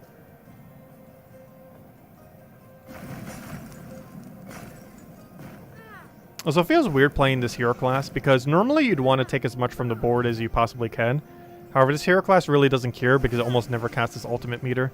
We're basically playing with 4 spells instead of 5. Which is the only real big downside of us picking Necromancer for the storyline. We don't really get to show a lot of gimmicks that you can kind of do with your special meter. There's a lot of time this hero class just doesn't need their special meter. We will use it as a backup plan when we really, really need it, though. Alright, so here's one of those healing things. So you want to do your mana accumulation ones first, and go from lowest damage to highest.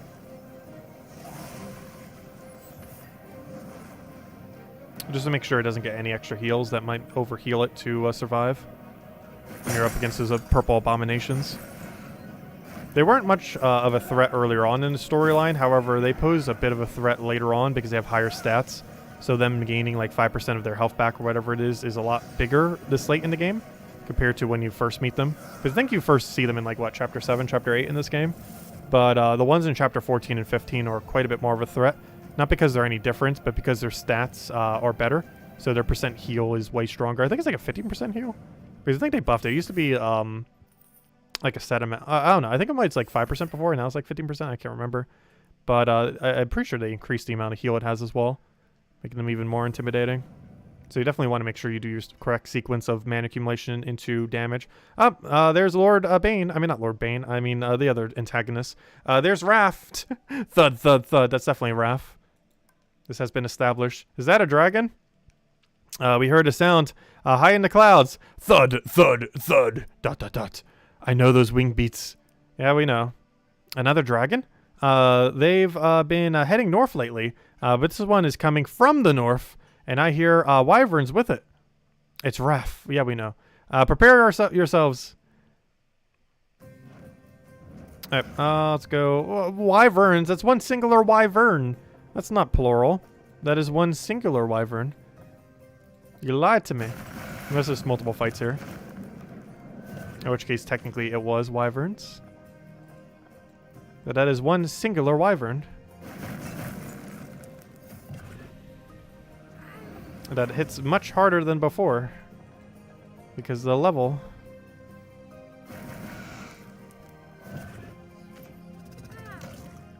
Oh, we gotta be careful. We are really getting to the point where we can actually lose now.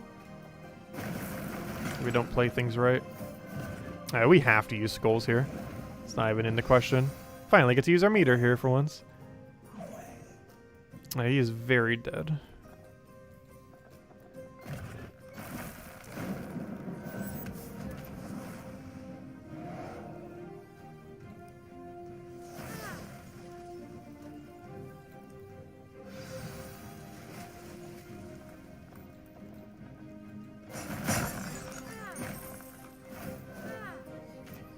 Alright, is this enough to kill? No, it is not. So we want to go for this, so we have damage going into the following fight. Then we cast this. And we get a little bit more mana on the board. Then we kill him. And a smash. Even if we don't kill, we have extra. We get a stun on him right here. And of course, stun is whenever you get a full line of gems from one side to the other. Oh, there we go. Moments after the battle, a huge dark dragon settled in front of us. Tell me, are you tired yet? Does the cold seep into your bones? Or are you ready to roll over and admit defeat? You got us. We're leaving. The snow's a bit cold to roll in. We've forgotten what defeat is. I want to say this one. I just want to see what the response is going to be. Yeah, you got us. We're leaving. Insolent whelp! I find you tiresome. The feeling's mutual. The bravery of the younger races is commendable, but ultimately pointless. Ori. Oh, sorry. This is Raf. My bad. Wait. The bravery of the younger races is commendable, but ultimately pointless. Ori. Have you seen reason yet? Will you join us at the Lake of Blood? Never. I will still believe the prophecy can be seen in a different way, and you don't have the support of the full council. A decision of this size. But this is where you're wrong. You're too late as usual. The council has backed me, and I alone will dictate the future of dragonkind. Leader or not, you can't just order the council around like this. Hayes won't back you, nor will my mother. Oh, but Hayes did. I warned you, little dragon.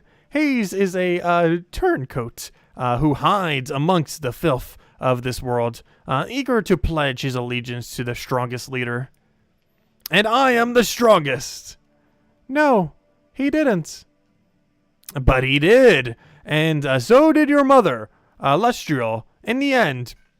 You shouldn't be surprised. One thing surprises me, though. You've traveled with these inferiors for miles upon miles, and yet they still haven't turned on you. We wouldn't turn on Ori.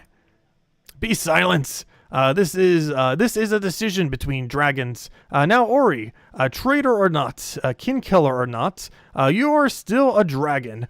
Join us at the Lake of Blood. I have built a portal that will carry us to a new world. What? A new world? But this is our home. There is no other solution. We will leave Etheria on our own terms, together, before we are slaughtered. Come with us, and you will be honored as a true dragon once more. No, I refuse. Foolish child, there will be one, and only one, more chance for you. Meet us by the portal, and prepare to leave this world forever. And with that, Ray flew away. Raf. I always keep saying his name wrong. Anyways. Creeping Doom.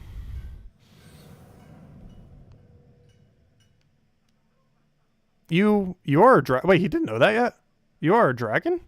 I am. A gold dragon. I changed form too quickly and too often as I turned out. I am stuck like this for the moment. Ah, yes. I remember Flicker mentioned this when we traveled together. You are the only type of dragon that can do this. He was too young to change form at the time, though. Flicker was my father. Ah, I heard he passed in the Dragon Wars. It was sad news. I was young at the time. We are all beset by a world full of grief. How well do you know Raf? Not well. I'd never met him personally before Kelthrox's prophecy, though my mother, Lustriel, has dealt with him before. She detests him. Then you know of his past? that he was once a dark dragon, defeated and corrupted by Lord May. Okay, so he is. Okay, that's what I thought earlier, but now that just confirms it. So this is actually the dragon that Lord Bane uses in Puzzle Quest 1 is Raf, which we kind of already knew, but that just literally 100% confirms it, so that's cool. But yeah, then you know of his past. That was once a dark dragon, defeated and corrupted by Lord Bane. Now the last of those twisted and bitter creatures.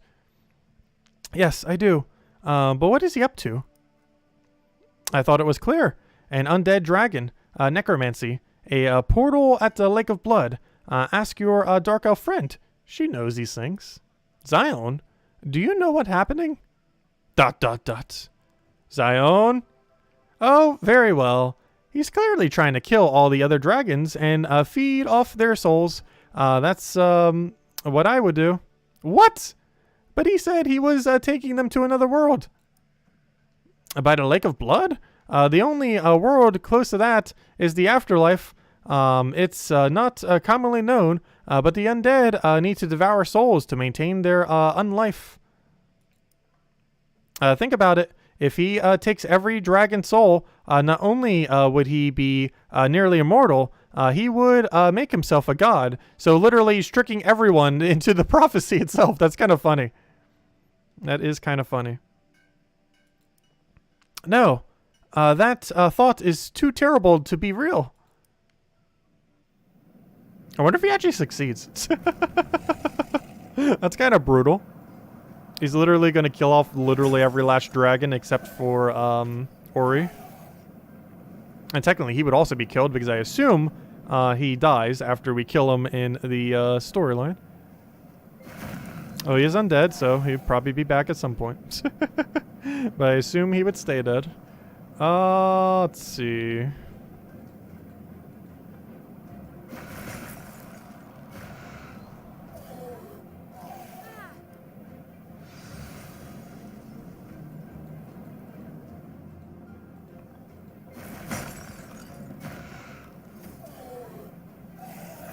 That's a lot of damage.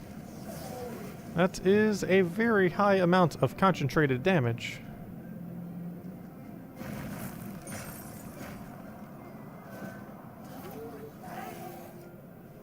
Luckily, we have two different forms of resistance.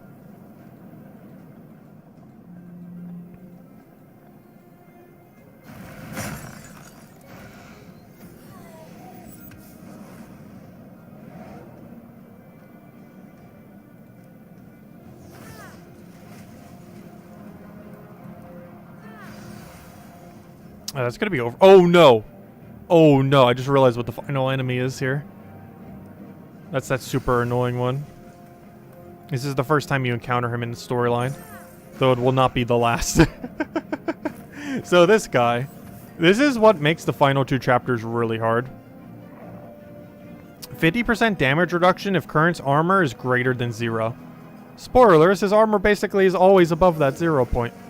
So basically, he has a flat 50% reduction against everything you do. This is really annoying if you were using the Berserker hero class as well, because you'd have to try to kill him with fire, which is exceedingly hard to try to do. You could try to go the skull route with him, which is probably the only realistic with him, just because your red damage does less. But yeah, this thing is super tanky. And he also has an ability where he gains durability back like he just did. And then does a really strong ice attack. The ice attack does seem to be scaled down a bit. Because he could do that twice and we'd still survive. But he's still just as tanky as ever, if not tankier. Because he lowered the threshold needed for his Doom armor as well. It's an even wider threshold than it was before. But yeah, that is not the last time we'll be seeing him. And he's by far the most annoying thing in leading up to the closure of the storyline. And if you do not have enough damage, he will, like, he literally is unkillable. If you do not have enough damage output. You kind of have to, like, repick spam for, like, the perfect board and such. But yeah, he's really, really, really strong. Arguably the strongest unit in the entire game that isn't a boss. Also, he's the boss of this area. Also, on top of that, he's also a boss. And he's even more annoying then because then you can't infinite stun him. Because every other turn he gains the ability to act. Which arguably means the fight at the end of this storyline for Chapter 14 is harder than the final boss of the game. Especially depending on what class you're picking. But the battle at the end of this section is potentially harder than the final boss in the current scaling of the game. Especially if your class is Berserker. It'll literally be the hardest fight in the game. And even if you're using any other hero class, it's still kind of hard. It would be okay for Shaman, though. Shaman wouldn't struggle too much on it. Because the extra damage it gets to do. Yeah, this thing is just never wants to die. That was just the first one. So yeah, this stream's definitely going to be at least like probably an hour and a half to 2 hours longer. Because even though we're halfway through this chapter, we're just now hitting the part where we're really going to hit a slowdown. I'm not sure if they're going to be able to kill us, but we're definitely going to be hitting a slowdown for the battles.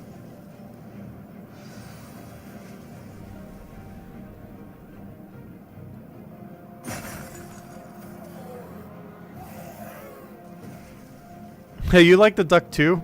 I feel like everyone likes the duck, which is weird because I normally like the bird characters in games. Yeah, I actually don't like that duck, though its final evolution might make me think otherwise.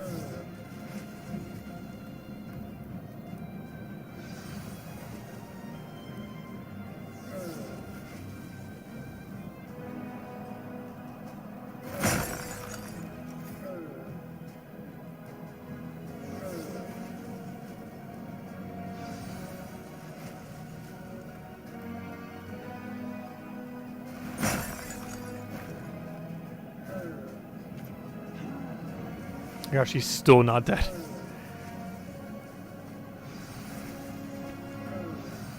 There we go. Also, he's 10 levels higher than us. That is also a factor right now. We're very underleveled for where you would normally be at this point in the storyline. Because we haven't done any side stuff on this character. We just simply went straight through the storyline. Because whenever we're doing side stuff, we're obviously using our other characters. I've never encountered anything like this. It was like fighting a mountain of metal with a sword. What was that thing? It is the bane of our existence. It is by far the most annoying unit in the game. That was the Doom Knight, an ancient servant of Lorn Bane. They still roam the tundra north of the mountains. What are they doing here? To make sure that no one can ever finish the storyline? Or at least to hinder your capability of doing so. An astute question. I believe one or more of the towers in the White Mountains may have fallen, allowing the creatures through the pass. Fallen? But those towers have stood for centuries. Yeah, and they literally burned down everything and destroyed everything. But never have so many dragons passed by. I fear that some of them may have lashed out a parting gift to the world, if you like. Don't say that. There's still time to fix this. What should we do? Let's continue towards the mountain. We'll decide whether to cross at Skullguard Keep or Iceguard Keep shortly.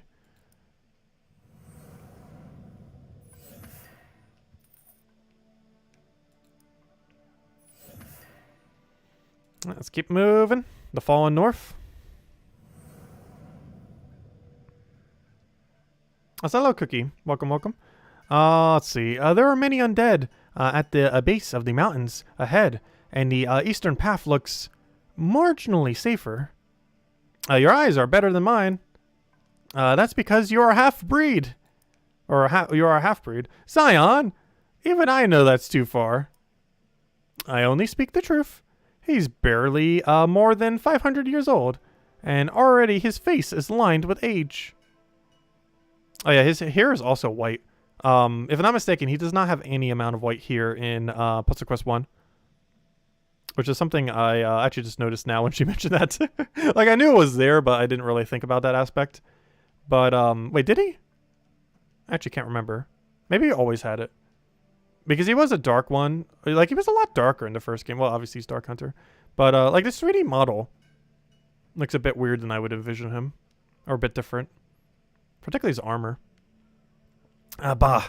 It's not the first time I've heard that insult. It hasn't ruffled my feathers in 100 years. I have lived a long life already. To live longer and be exposed to more tragedy, I think your fate is crueler than mine.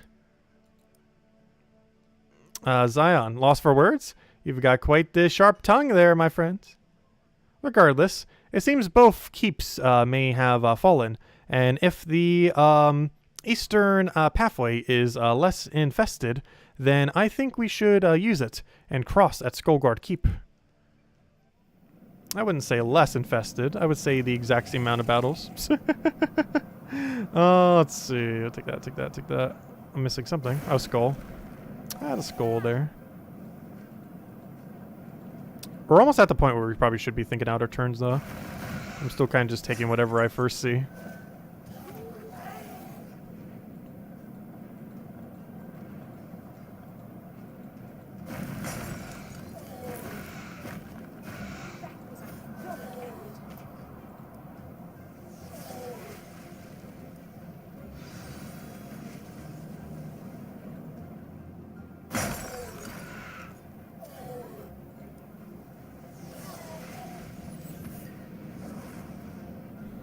Alright, what do we need here? Also, what on earth's going on with your shackles there?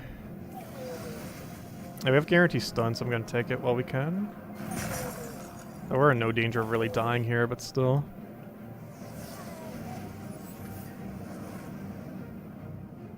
Now for the annoying part. Killing through this thing. Luckily we just froze him, so he's gonna gain less mana, so he's gonna be less likely to get his shield up to gain his durability back.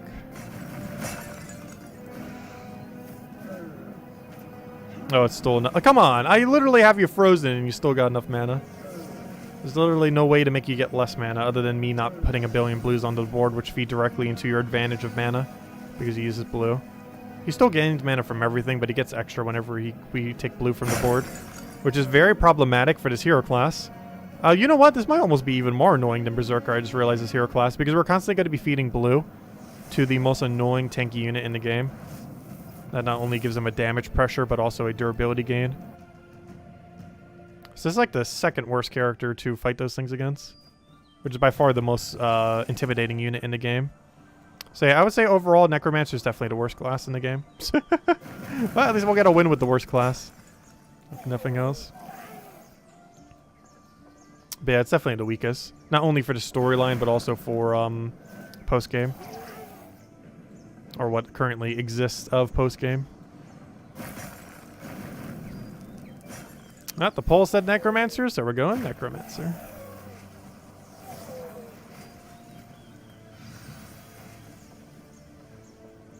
It's not too bad, though. You could easily get it done with every character, though.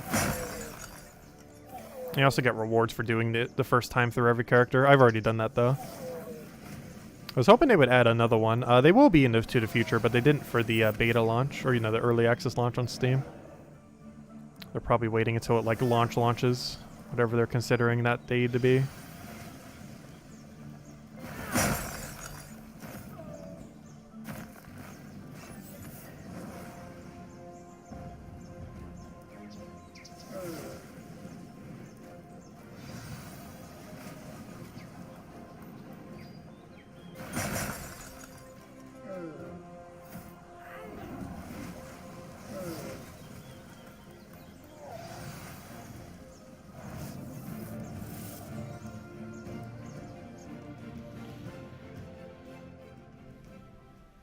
How far is the keep, Dark Hunter? Quite a way, and the undead grow stronger. This is what it's like north of the pass. I'll fight until I can't feel my fingers, as long as there's a place to escape the snow when we arrive. Not enjoying the flurries? Is your beard still frozen? If his isn't, mine certainly is. Me own eyebrows are frozen so hard. You could cut weak old dwarven bread with them. Listen to yourselves. The fate of the world may well hang in the balance, and you're concerned with the weather? Wow, I bet you were a hit on your last adventure. Bet the saviors loved your zest for life. I believe there is a time and a place for levity. What? squeezed between the hours of 1 and 2 when you've had a few too many meads and have forgotten to be a brooding soggy biscuits. ... Yes, take the high road. I love that in and elf. I find it funny that she's hitting on him constantly. That one somewhat makes sense. Like, I don't understand why Ori likes her, but I understand why she likes Dark Hunter. Like, that one makes a lot of sense. I still don't understand even now why Ori likes gosh, I just forgot her name already. The pirate so much.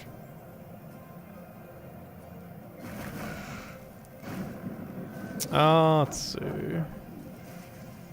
Like, it seems so out of character for her to like that character.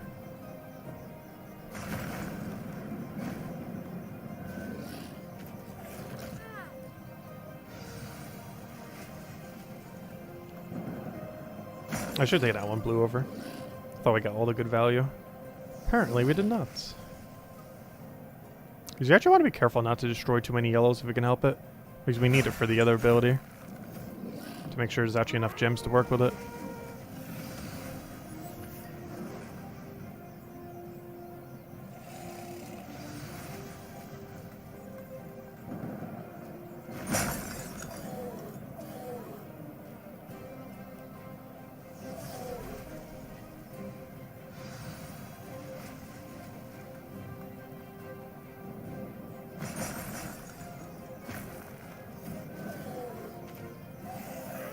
Oh no!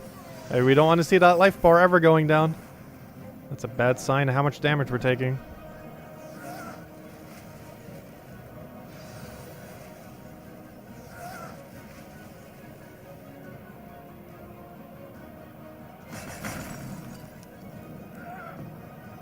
That was weird. We still had a move left. Did I run out of time? There's just still a move left there with the purple. Or maybe I was looking at it wrong. Oh, I did not want to do that. No, good thing there's a warning button now. No, do not waste my gems. There used to actually not be a warning button for that. The two keeps, Skullguard and Iceguard, haven't fallen for over 1,000 years. And only twice before that. A history lesson? Could we talk about something interesting? Like me? No. I'm glad you like it. When was the last time the two keeps fell? 1,000 years ago, long before the Savior. Lord Bane marched south and took the High Elves by surprise. But they beat him back? Eventually, with the help of the army of the knights from Agaria, the keeps were rebuilt stronger than ever and have been impenetrable ever since. Well, technically almost impenetrable, since it did get taken. Right, let's keep going. Oh, move that, move that, move that, so we can move the other thing. Grab a billion purple that we don't need. That is the secondary hero, color of this hero class. We might have to adjust it for the Lord Bane fight. I mean, I keep saying Lord Bane. I mean Raf fight. Because purple is actually really strong against it, even though it is purple. But if it still has the same ability, it actually creates purple when you hit it with purple, oddly enough. Which makes purple very strong against it. And as a secondary cover of this class, we could get away with using purple if we really wanted to.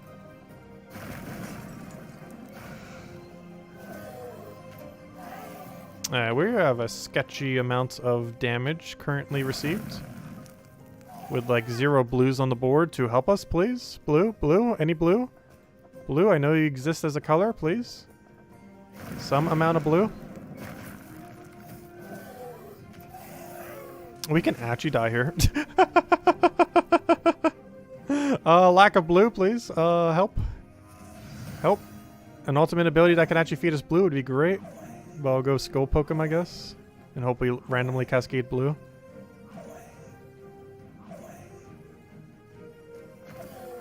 How is there no blue? This is actually problematic. We might finally lose one. The more so due to lack of any blue existing. Still no blue. This is pretty insane. How long we've gone without getting any amount of blue.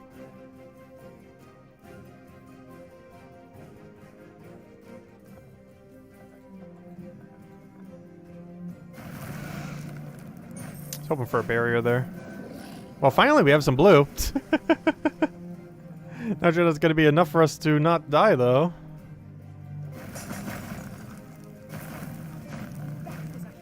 Yeah, that's huge. Heroic effort there. 200, plenty enough HP.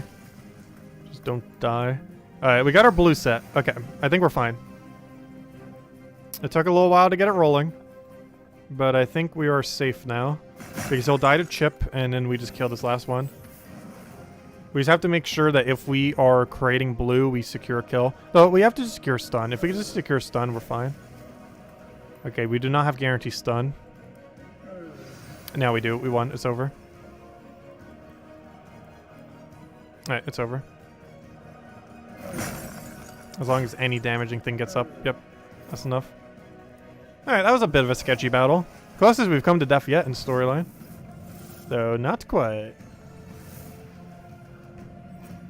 There we go. Level 34. Salvage all that.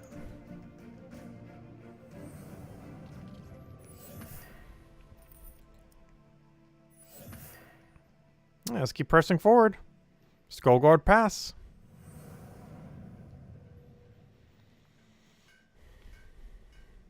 When we get there, we might briefly detour into Skullguard Keep. We'll have a little choice.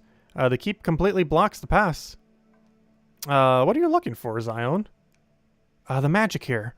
On these undead. It feels decidedly, dark elven. You think a dark elf is, involved? Indirectly, yes. A dark elf. Or something that once belonged to one. Are you going to tell us? Or just keep it, in suspense? Obviously, the book from earlier, obviously. I was always going to tell you when the timer's right. Do you remember I was searching for something in the Doomholt? Yes, it was that one book. We've been through this. I think we all do. Well, this is possibly it. A spellbook that once belonged to Prince Mordain before the Sundering. Isn't that dangerous? Oh, yes, quite. But it would explain all the undead that Raf has been seen with. He's using the book to create them. Alright, what do we need here? Take that, take that. Another board with a very unfortunate amount of blue on it.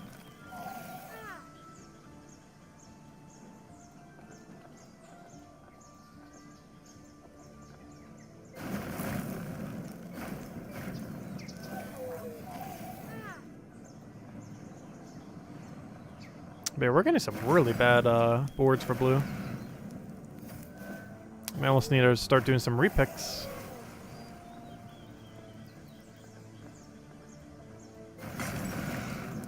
Okay, that sets us up really nicely.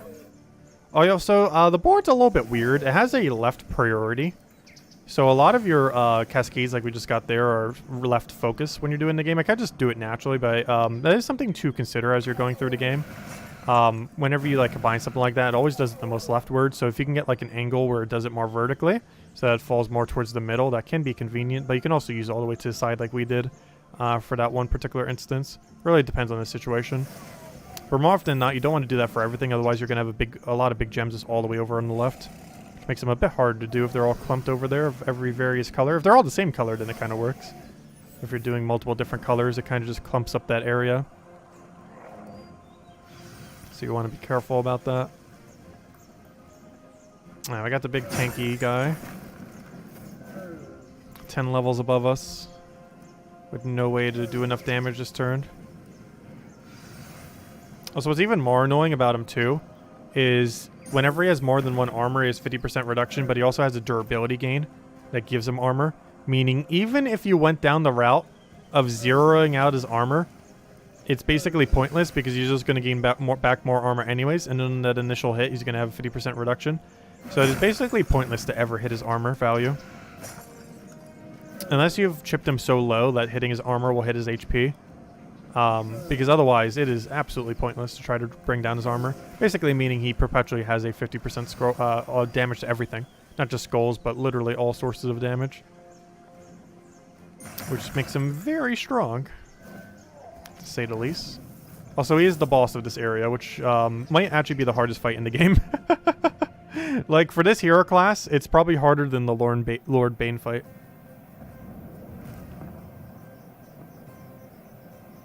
Let's see. Not sure why I took it that way, but at least we got a bunch of blue. I mean, why do I keep saying Lord Bane? I mean Raf. Not Lord Bane. Lord Bane's dragon. They took control over in Puzzle Quest 1. That is now the main antagonist of this game.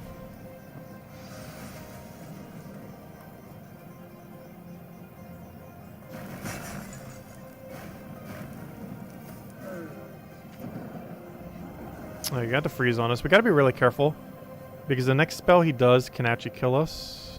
How much damage is it? Will you let me see? 3,000. Okay, 3,000 something does not kill us. That's good. And he's already dead. That is a lot of damage. And at the point in the storyline where you get here, that probably would be enough to kill you. So you gotta play around it. Because if he gets that cast off, you're probably dead. You know what? I should probably just chipped him. It's not too big a deal, though. Because now we have the stun. Unfortunately, nothing got full mana from that, though. Not sure how nothing got full mana from that, though.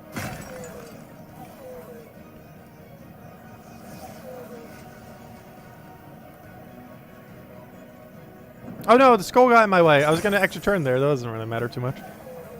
He will get to eat the brains, but all it does is heal him some. We have way more than enough damage to kill him outright.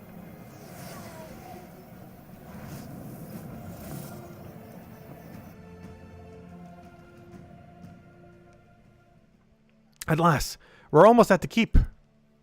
Zion, I don't understand. Raf wanted the book to create undead and control this portal. Why did you want it? For much the same reasons. Minus the portal, of course. I'm sure there are many secrets hidden inside these pages. But doesn't that make you just like him? No, she's a necromancer. Kind of like our hero. Which, doesn't get brought up because it's for any generic hero class. But, yeah, she would basically be a necromancer then. Like our hero is. Not at all. I'm quite different. But how are you different? For one thing, I'm not trying to kill you. Is that all? Isn't it enough?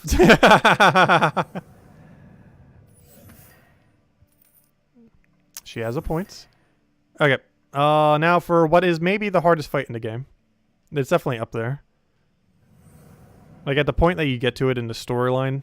Well, then again, some of the other ones are pretty hard when you get to them in the storyline. But this is definitely one of the absolute hardest in the storyline itself. Skullguard Keep. It looks completely deserted. Creepy would be an understatement. Let's move through the halls with care. The undead will be inside. Is there anything we should know? An ancient Doom Knight named Elfbreaker coveted this place. It's fallen. If it's fallen, there is every chance he's inside. Be prepared. Raf may not be our ally, Dark Hunter, but you assume a lot about him.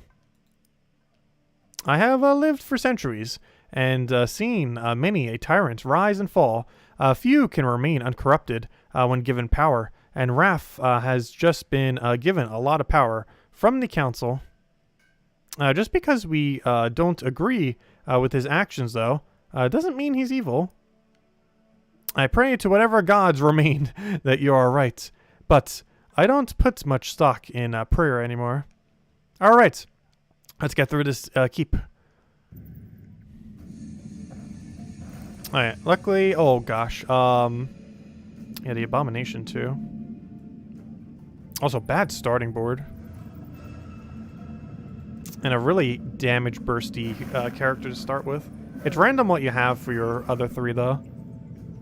Ideally, we'd want to see a bunch of Medusas. Medusa's probably the weakest one of those.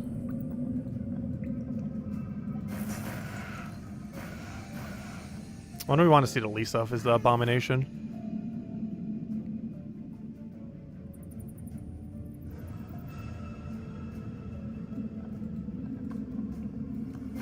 What's annoying about the Lord Bane fight, or I keep saying Lord Bane.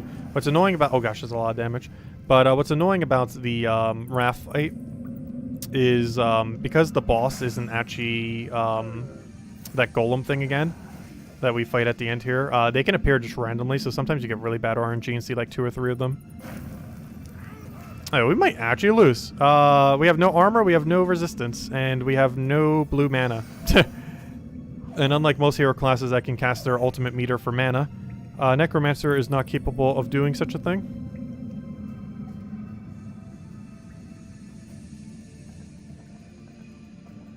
We're actually going to have to think out our turns. If we're going to keep getting aboard this bad.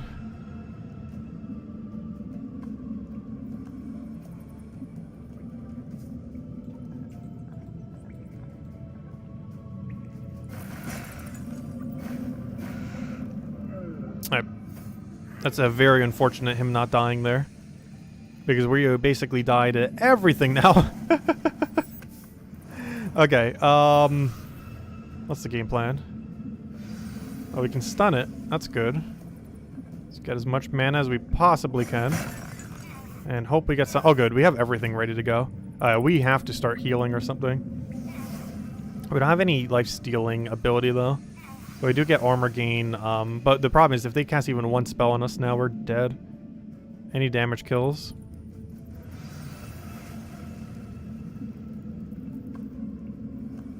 But after we get past this fight, while the last area is hard, this final fight might actually be harder for this character than the Lord Bane. So, let's see how that goes.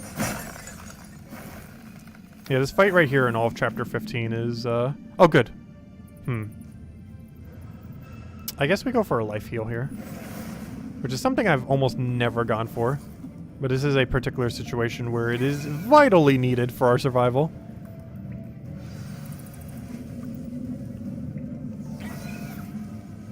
Alright, so here's the question. What on earth can we do here? Is it possible to extra turn? No. We can take a lot of mana, though.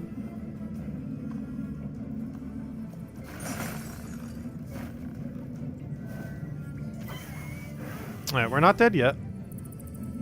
Though we are exceedingly close. Alright, we gotta stall on this guy because we, this thing will have stun immune every other turn, which is the main thing that's gonna make him really annoying. Because even if we get a stun off, we can't just infinite stun him like the other one. Due to him getting stun immunity every other turn. If we keep stunning him. Because he's an elite enemy. The one we just killed was also an elite enemy. And has the healing thingy. Though, it wasn't too bad. Because the only main difference is that it actually has the healing thing. Alright, so we want to go and get as much mana as we possibly can. And just kind of set up going into this next fight here. This is purely just a setup time. So he's dead. I would normally want to go for gold, however we desperately need that heal right about now. But yeah, he's the same as the other one, he just has the stun resistance every single other turn. While also being even tankier than normal. There, we're through his armor. We're almost through. I want to move this. Wait, there's still another move? Oh, I could move that blue, whoops. It wouldn't have made too big a difference, though. Okay, he did do shield. How much damage are you doing? 3,850, or 3,895. Remove 3 green and 3 skull. Okay. So he will not kill. And that is removed, so he doesn't get to destroy them, so he doesn't get to kill us with skulls there. But even if he did, we have armor. I think I'm going to use my 1 stun right now. Though I want to do it this way, even if it ruins our capability of getting it. Ooh, it did! No, it did. Yes, it did. We can't stun him now. That's fine. Because that means we can stun him later. I mostly just wanted to do that because it's going to give us more overall mana doing it this way. Even if it gave up our stun, which it did. But it's worth it.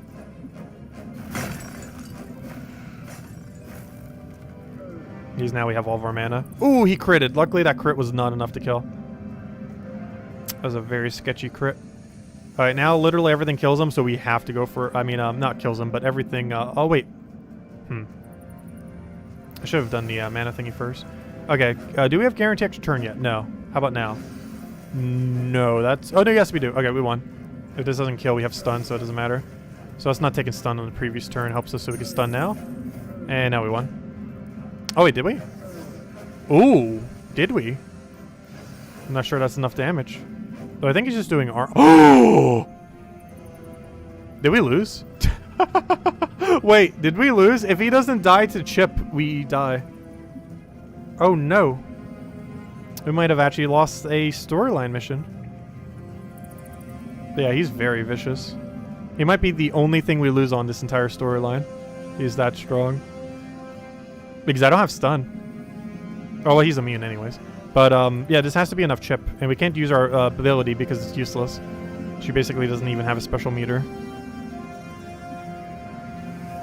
Alright, we'll see what happens. Is it enough damage? It is. Okay, good. He got close. He got really close. If that did not kill, we were dead. Luckily it did. There we go. You know what? We're even going to go open that chest. Oh, I did not mean to do it there. I meant to have a pet go open it, though. Whoops. Is this spellbook here, Zion? No, obviously it's with Raf. I feel its presence. It was here, but not any longer.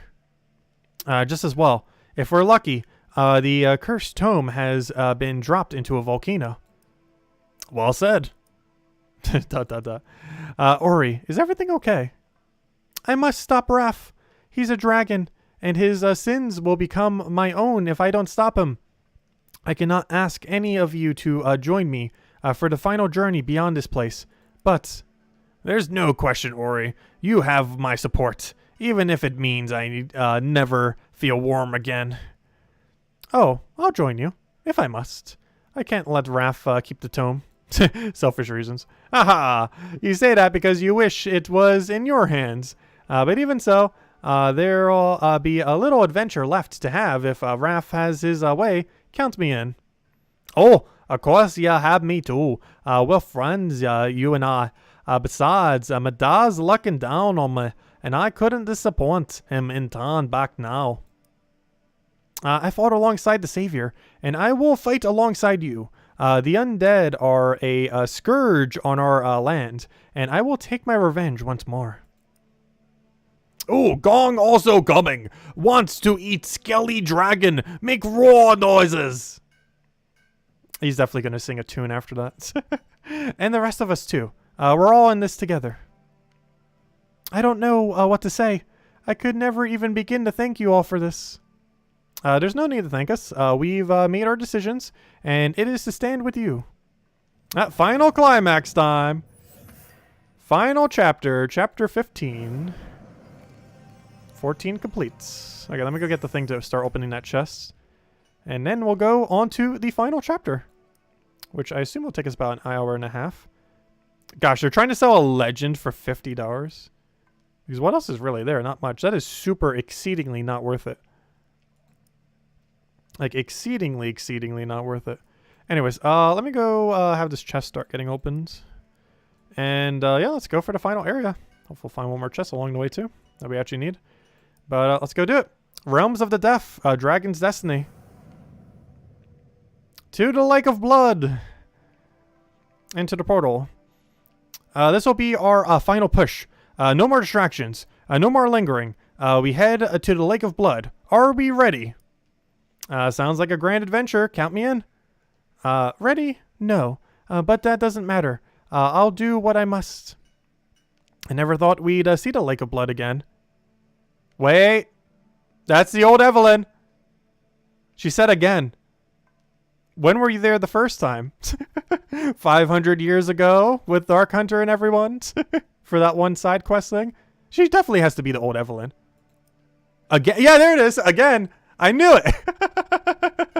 You slipped up, Evelyn. I caught it before the dialogue did. You slipped up. You said again. Which means you were there when the originally happened for Puzzle Quest 1. Meaning you're the old Evelyn from this entire time and you've been playing dumb this whole time. Which I had a feeling was the case. But I'm pretty sure that's about to get revealed right here. Sorry, I misspoke. No, you didn't. You're the same Evelyn from before. I'm not sure why she's playing dumb, though. But she's trying to hide the fact that she's the same Evelyn from way back when, like Dark Hunter is. Sorry, I misspoke. Cohort and ancestral memory. No, you're definitely the same one. If you like. My family has passed this way before. No, you're definitely the same one. I'm not sure why she's hiding it the whole time. Maybe it'll be some kind of big reveal right after we kill Raf or something. But there's no way she's not the Puzzle Quest 1 Evelyn. It's just not really clear why on earth she's hiding that info from us. Let's see.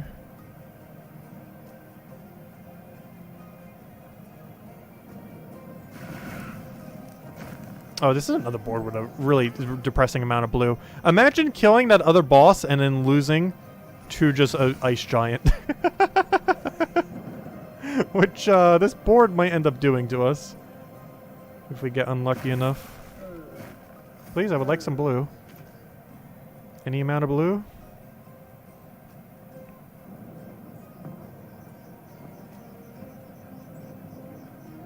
Oh, we did get any amount of blue. Unfortunately, that's not a lot of blue. Oh gosh, even made my mana accumulation slower. As if we wasn't already slow enough.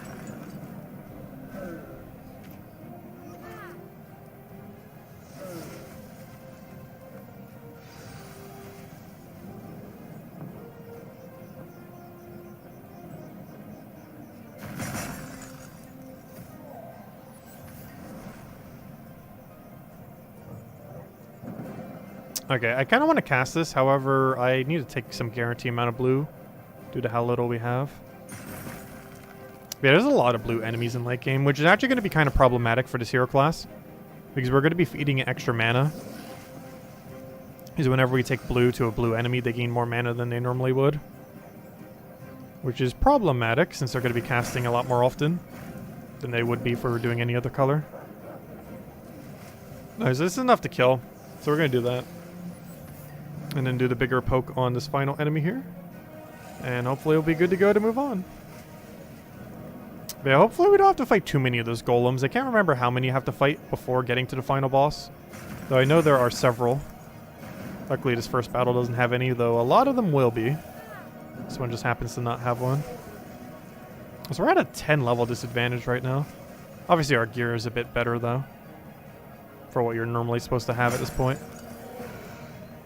Though not much better. I'm running a lot of rares right now. As well as level 1 rare spells. Like we have a decent amount on us. I almost want to kill the final boss with just all rares, but I kind of just want to stick with the build we've been using the whole time. Like all level 1 rares for the win. I feel like on the previous patch you could have gotten away with it. This one you do need like a little bit of upgraded equipment. We're still running a level 1 spell here. We're running a level 1 spell there. Level 1. Some of our equipment's still like nearly level 1. This was until I upgraded it earlier.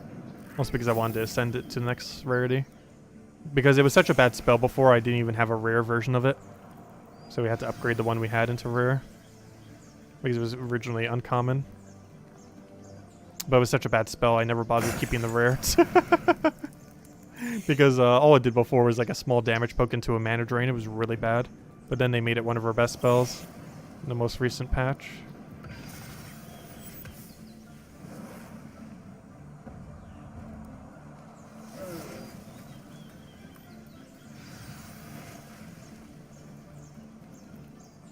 I cannot stun here, can I? There's no combination of movement that gets us a stun. Though the combination I just did gives us one less blue. So there is a worse option. Oh gosh, this guy is so strong. I never remember him being this big a threat when I first went through. It was more so the golem. But gosh, whatever rebounds they've done since then. This guy is more of a threat than anything else. Because he has your mana accumulation, which with the new mana accumulation system makes it a little bit harder to get mana. Because he guarantee freezes you every other attack that he does. And his actual attack is just so much damage.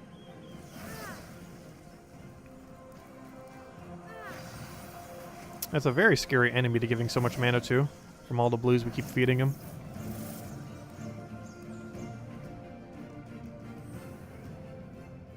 I almost capped out our gold again.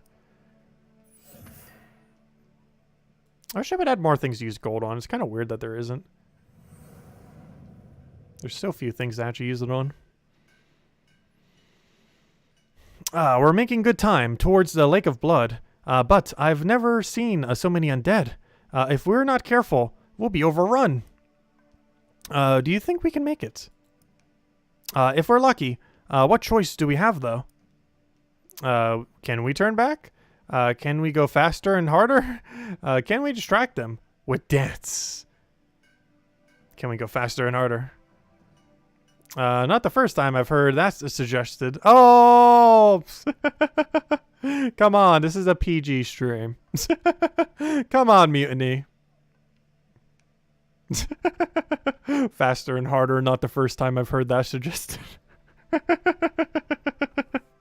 Oh gosh. Well, this game does have a 10+ rating. That line might be one of the reasons. Slowly and quietly would be preferable. I'm on board with that too. Alright, it seems the only way forward is move as quickly as we can while staying out of sight. Oh, Mutiny. Let's see.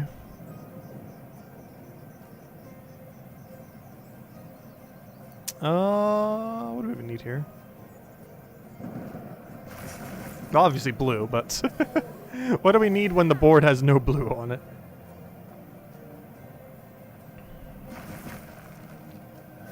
Oh, we're getting some really unlucky blue starts. And by unlucky blue starts, I mean the severe lack of the color existing at all. There we go, now we have some blue. And by some, I mean very much only some. So I actually have to sacrifice for an extra turn right here. Which means we're not going to get as much blue mana, but it's worth it for the board clear and the stun there. And now sets up this turn to be better. Let's see. Good, that's not too much damage. And now we finally have our blue repaired. And we'll be good to go.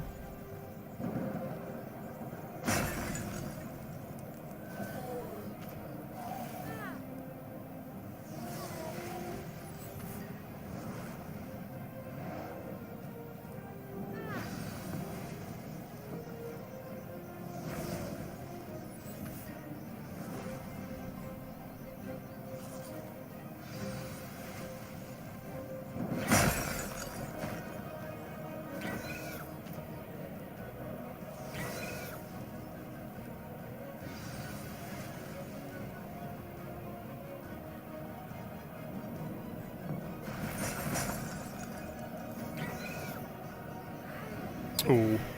Oh, yeah, we haven't really seen much withering. It doubles all negative stats effect.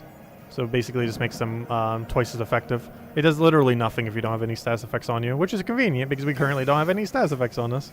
However, if that does it first and then we get like hit by freeze, I'm pretty sure it doubles the amount of reduction to the freeze, basically giving us like 1/4 the mana. Unless it does 50 twice, I'm not actually sure how it works in the current state of the game. The most annoying one is that it makes barrier half as effective whenever it happens.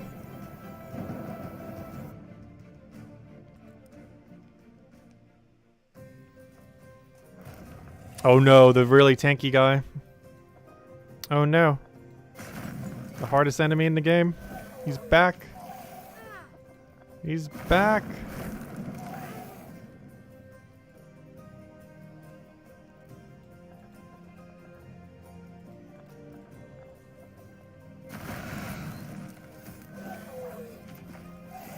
Luckily he's not the first enemy here.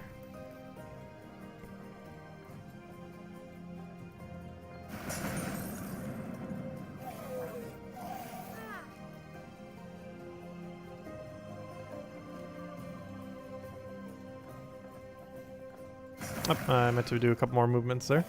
Probably should have thought out the move beforehand. Though I don't think we need it to be that efficient. Not yet. Also, we're still at pretty much a 10 level disadvantage. Because this guy's 43, but the other one's definitely going to be 44. So further the rest of this storyline, we're basically going to be 10 levels under-leveled. Everything else.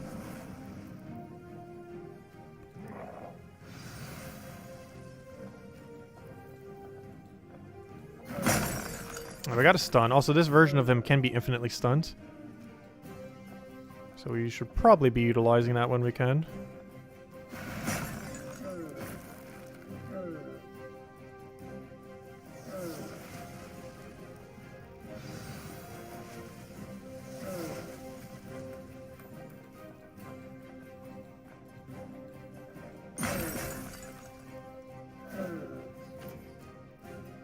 Okay, let's see. Throw that down. Grab a little bit of poke there.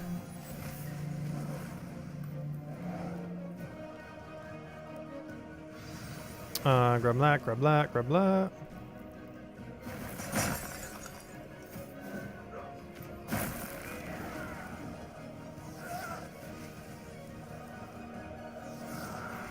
Yeah, there we go. That wasn't too bad.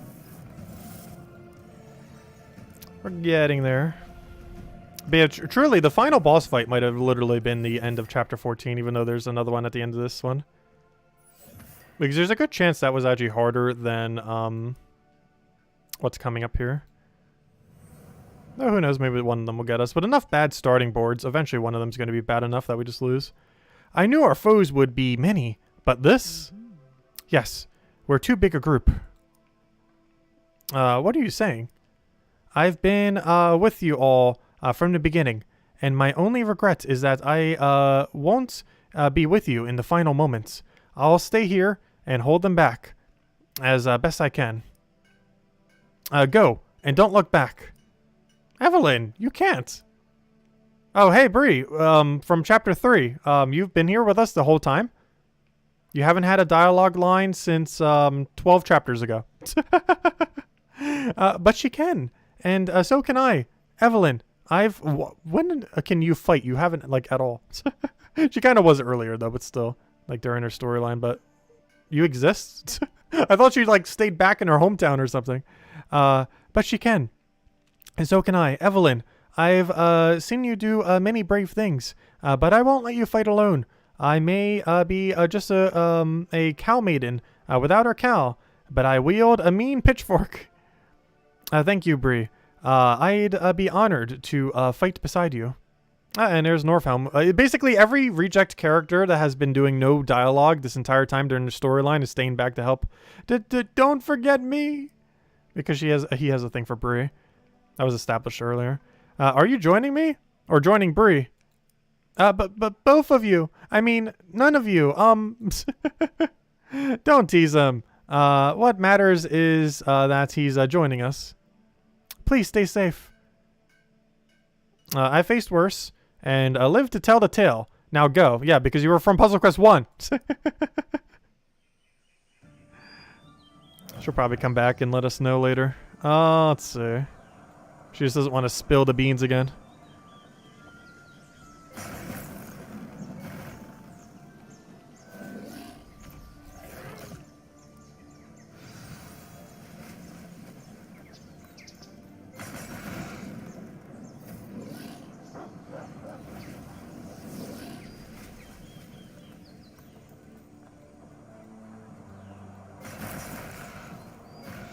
Also, I like that you can misclick and it doesn't, like, end your turn. Puzzle Quest 1, I believe, had a feature like that or something. The remake didn't, oddly enough, though, which is nice. But if you made an invalid move, it would auto-end your turn. But the remake was changed, so that doesn't happen. When they made the HD remake on Switch.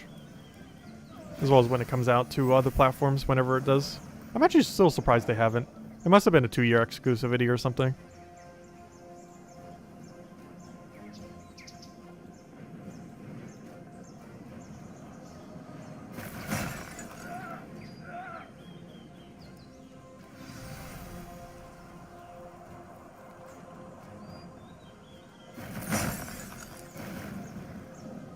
Oh no, a spam bot! Though we've been doing pretty good about not getting too many spam bots this stream. I think that's the third one. Unless I really haven't been noticing them. Let's see. Oh, I want to move that.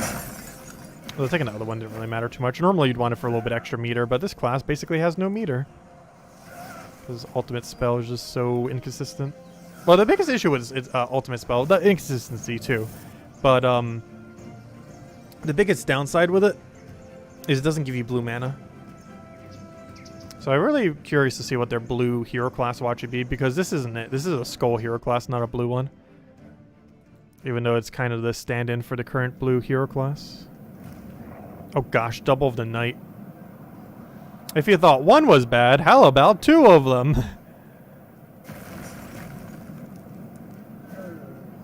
Double trouble. Okay, how do we want to move this?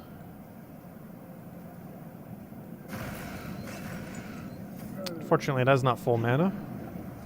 Though he also doesn't actually pressure quick damage, if nothing else. So you know what? That might not be too big a deal. Like, he's going to take a little while to kill, but he doesn't have too good of a way to kill us back. Like, he can kind of pressure with his ability, which is going to be the main way that we die to him if we're going to die to him. But compared to that one giant, his damage output's actually kind of low. It's not all bad, if nothing else.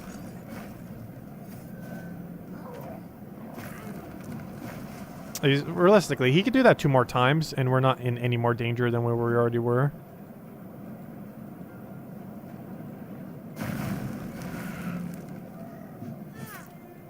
Oh, that's not the way I wanted to move that, though I guess it still works out, doesn't it?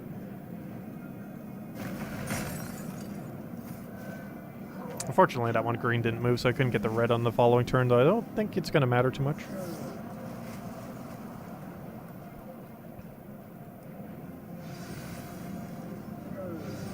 Alright, this probably doesn't kill. A normal unit would die to that. He is not a normal unit.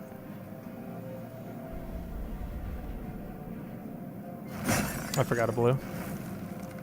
Looked like it was connected. Well, he got a critical. Luckily, still plenty of armor left. That's not the concern. Our bigger concern is our spell resistance right now. Because if anything's going down, it will be that. Alright, one down. That was all just one enemy.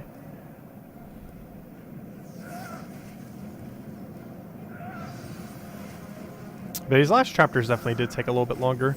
But not too much, though. Like, the final 2 chapters looked like they're around an hour and a half each then. With what we currently had. Whereas the most other chapters were about an hour. Which means if you had proper equipment, the storyline takes 15 to 25 hours approximately. Though it's going to take you way longer than that with a normal account. Maybe not. I did finish it in a week, but that was on a different balance of the game. Is it still possible to complete the game in a week? I have no clue. We did it in 4 days, 3 streams. But that was with progress audio on the account, obviously. Though it was a brand new account. Or it was a brand new character, but not a brand new account. So, like, our level is still very low. He's level 46, we're level 34. But our gear is stronger than what you would normally have here. But you would also likely be a level 50 if you were playing normally, because you'd be doing PvP, you'd be doing side stuff. You wouldn't just be going straight through the storyline. You'd be engaging with other pieces of content in the game with your primary hero. Whereas we're just going straight through. So we're at a disadvantage with level, but at an advantage with gear. Which kind of balances itself out at this point. Because we don't have our full amount of power or durability because our level's not 50 yet. But we also have slightly better gear than you'd likely have by this point. Though not by much. We're still running a lot of level 1s. We're still running a lot of rares. Because by this point in the storyline, you would have base rares. You would definitely have base rares. Probably like level 15 base rares if you were leveling stuff. Maybe 25 base rares. But you would definitely be running base rares by now. As Evelyn before me, I believe it is not my time to go. I will hold them back for you. Or it is now my time to go. I will hold them back for you. Maybe this is how I pay my debt. If I die in the service of something greater. It's not much a bad way to go. Ah, my time has also come. I will stand with you, Jimka. I hope to see the rest of you again, and I still hope to find the Savior soul. There's much to live for. And there will be little beauty left if in this world if Raf rises the power. Go well. A goblin and a ghoul walk into a tundra. There's got to be a joke in there somewhere. Now's not the time, Mutiny. If I survive this, I will consider my debt repaid. After that, we can walk as friends and equals in this world, if there is an after. Ori, go with my blessing and protect the beauty of Etheria. Do not let it fade. I will see both of you again, I promise. Somehow. Everyone's just gonna hold the line. So it's pretty much just us left. Okay, do I want more blue? I probably want more blue. We'll take that, we'll take that, we'll take that, we'll take that. It's good enough. This fight's not as bad. The enemy selection. Oddly enough, it's easier than the previous one. Though not all of them are going to be the hardest possible thing. They're still hard with their level and everything. Even if team competition isn't as strong.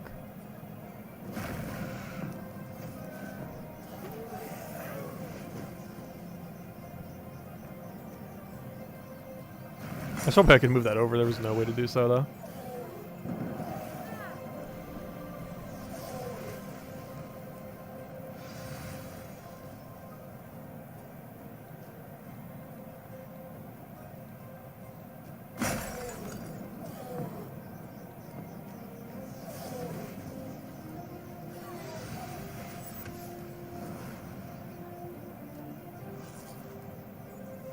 Oh, why'd I open with that? Now he's going to get healed.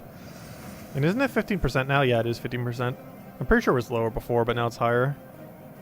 It's even higher than before. Though with proper burst, your 50% is not too bad. Oh, then again. That one mana accumulating one, that's almost like how much damage we did. Though you can also do it with skulls. Is something to consider against this thing. Is another path instead of casting against it, because it only gains heal when you take when you cast a spell. It does not heal when you take skulls or anything from the board, so you are allowed to chip it without triggering its heal, either with skulls or from mana accumulation off the board, which does damage as well, like off the blue we just did.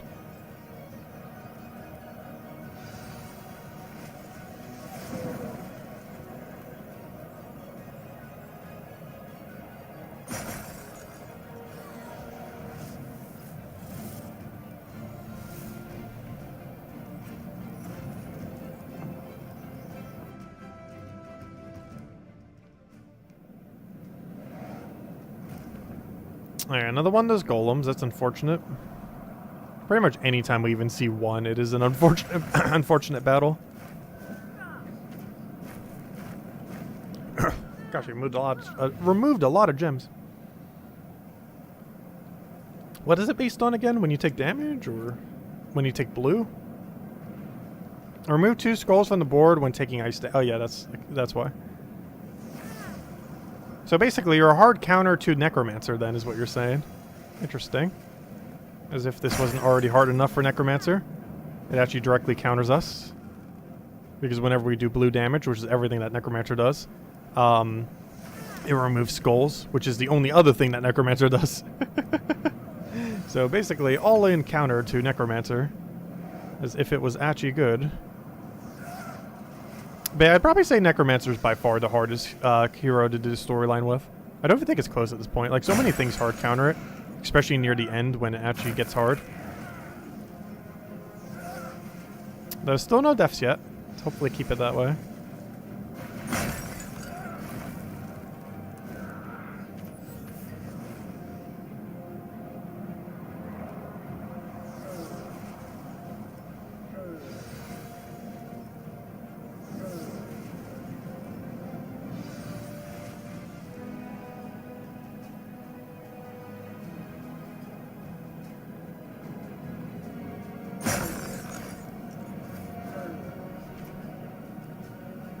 Unfortunately, we do not have enough mana to finish him.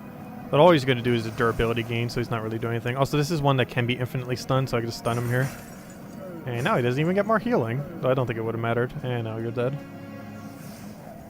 Don't even need the rest of the damage. Could have done way more setup to do even more. Actually, we could almost killed him from full HP there.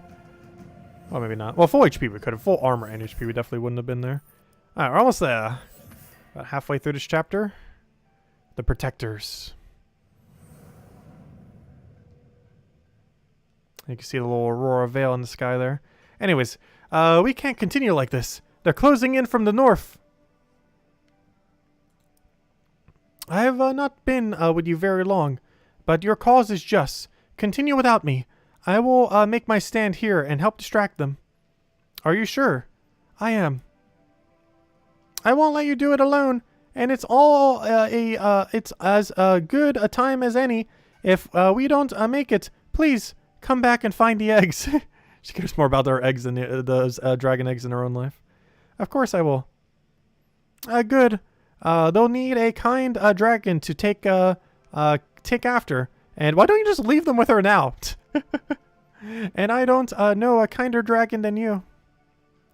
Stop talking like this. This is the end. Nothing is certain, but we'll do our best. We're not the warriors, but we'll try to lead them away. A merchant and a farmer. Let's see, I'll take that over. Well, she's kind of a farmer. She's more just like really likes animals. Bree's more so the farmer.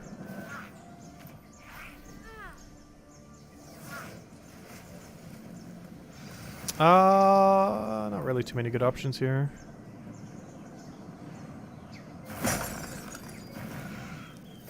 Egg thief. She's not an egg thief. She's protecting the eggs.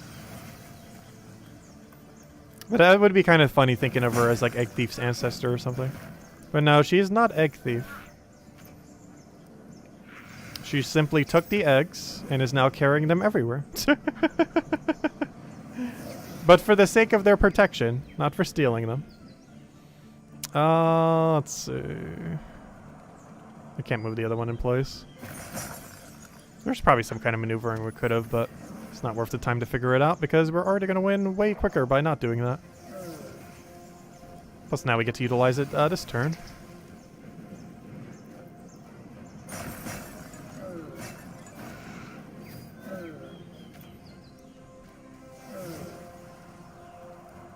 She's just the Egg Thief's ancestor, obsessed with eggs.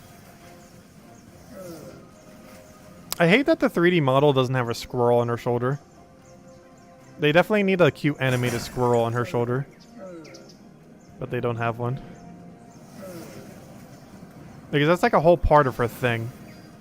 But the squirrel, like it's mentioned in the storyline, but and it's shown in like the 2D asset. But the 3D model does not have her squirrel anywheres. You should definitely add one. At some point. Once they have the resources to do that. Just add a little squirrel. Wouldn't hurt. Just a nice little squirrel there. Doesn't even need to move much. Just needs to exist. Just literally make an idle animation in for it and nothing else. Just a cute little squirrel for her shoulder. Because the other image has it. Like if I go to the thing after this battle, like I'm pretty sure the 2D image still has a squirrel. The storyline still mentions her squirrel, but the 3D model doesn't have it. I thought it was maybe her braid thing in her hair, but it's just her braid thing in her hair.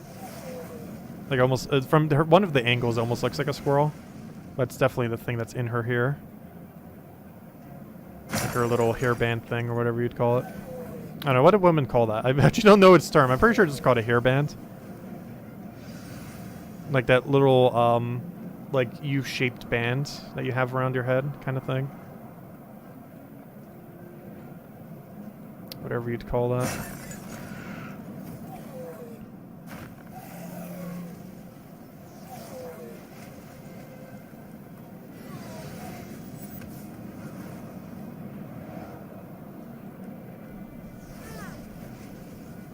Oh no! I needed that!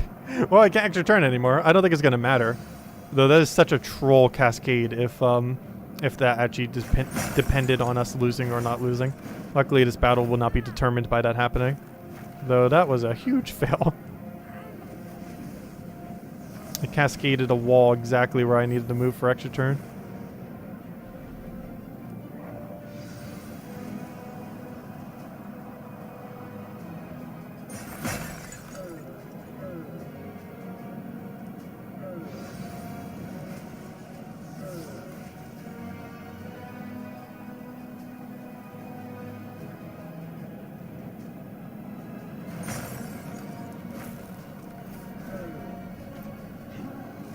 Alright, there goes his armor.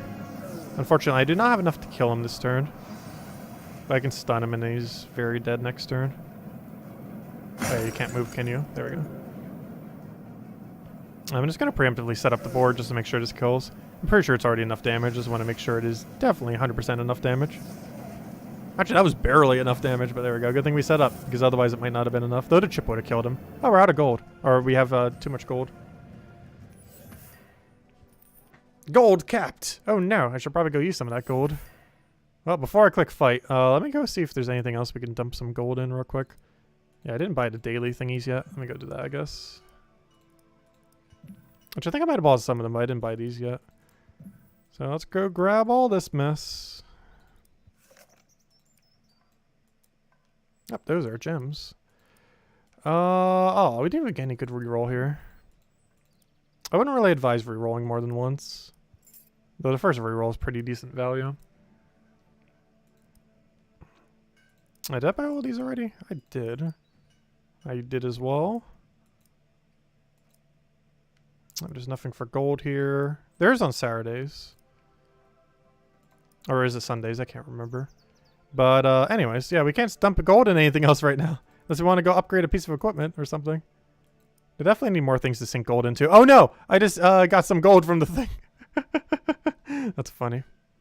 Anyways, let's keep going. Let's go finish the storyline. Part 6 of the final chapter. We're almost there. Probably have like 8 more fights than final boss. Or sorry, 6 more fights than final. No, 6, 7, 8, 9. Yeah, 8 more fights and final boss is likely what's left. So we're almost there. Plus whatever dialogue's in between. Though it seems like almost everyone's just kind of staying back and holding down the line. Unless something important's going to be dumped before the final fight. Like during the final fight and after it, there's probably going to be a lot that gets dumped. But leading up to it, so far they're kind of standing back to fight.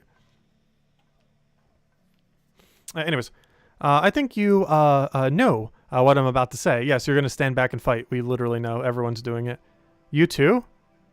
And me, of course. I could hardly leave Zion alone with all these undead. She might get ideas and create her own army. Why, it almost feels like old times. Human enough, fighting back to back against insurmountable odds. Last time, if I remember correctly, you weaseled your way into the Minotaur. Oh yeah, I forgot these two were buddy-buddy. Minotaur Prince's court, then stole one of his family's precious heirlooms. The spine of Sartek was hardly going to liberate itself, was it? You stole the spine of Spartek? After all the trouble the Savior went to retrieving it? Look, I didn't know the Savior, so I don't see what your problem is. Also, Sartek didn't seem to be using it anymore. Anyhow, farewell for now. And Ori, if you find Mordane's spellbook, destroy it. I want the knowledge it contains, more than anything I can imagine. But it's more important that it not fall into the wrong hands again. Like yours? Your sense of humor could use some work. There's no time for long goodbyes, nor any point in them. If we see you again, we can all rejoice. If not, live a good life, but not an honest one. Okay, what do we need here? Well, obviously blue. How do we get blue? Let's see. Also, this game definitely needs like daily puzzles or something. If they want to improve the daily system, they need that. It's still severely lacking minigames. Gems of War 2 launched, or, you know, Gems of War TOO, not the second Gems of War. But, you know, Gems of War launched without any minigames. Pretty much. No, actually, literally with no minigames. However, this game, I don't know, how it's structured, just puzzle quests in general, I don't feel like I can get away with it as well compared to Gems of War's launch. Because Puzzle Quest is kind of known for its minigaming, especially Puzzle Quest 2. There was just so many minigames in it. Yeah, this game is completely void of any minigames whatsoever. It also hasn't really gotten any new content since the last summer. Like, that's the last time they added any new game mode or anything. Everything else has mostly just been rebalanced. Though, the most recent patch, or a pretty recent patch, I'm not sure exactly which one, did do all the 3D modeling stuff and all that, so that was pretty huge. Because they didn't used to have 3D models during the storyline or anything like that. Which is why I wanted to wait to read the storyline like we are right now. Because I had a feeling they would do some tweaks to it, and I'm actually kind of impressed. Compared to how you would go through it the first time, they definitely did a bunch of work on it. While there's still some issues with it, it's way better than what it was. Even though I didn't read through it, I could still see like the images when they popped in and everything, and of course they were just like 2D images before. Now it's actually 3D modeled, some animation, all that good stuff. So pretty cool. I do like that aspect. I just hate that the current state of the game is basically just the storyline and nothing else. Like, there is some other things to be doing, but it's mostly just, hey, go grind for resources. But there's, like, nothing to use those resources on in the current state of the game. Other than just to have more resources for whatever might happen with the game. Which is where it currently stands right now. Oh, wait, I can't move that first, can I? Whoops. I can still move it, though. There we go, that should be good enough. I'll still move somewhere, I think it was the purple down there. Okay, let's see, we'll take that down. One of your all-time favorite D&D characters types is the Kinder. Size-wise, they are gnome dwarf and considered a thief class, but they have a naive, childlike nature. Nice. They do not steal. They acquire things other people must have dropped. They find things and collect them for safekeeping. That's kind of funny. So yeah, that's kind of like what she is. Like, she's not stealing it. She just happened to find it, and now she's keeping it safe, like, forever.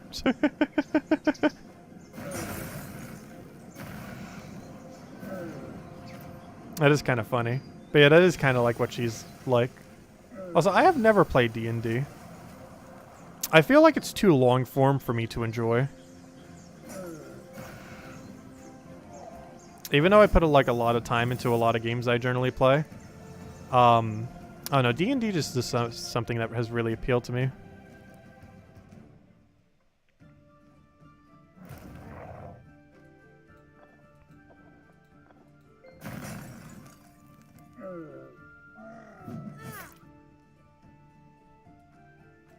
I also generally hate any game with like interpreted rule sets. I like really straightforward, this will do that kind of things. Like, you still need RNG and stuff like that, but I really like when things are just nice and structured and handled automatically with no interpretation.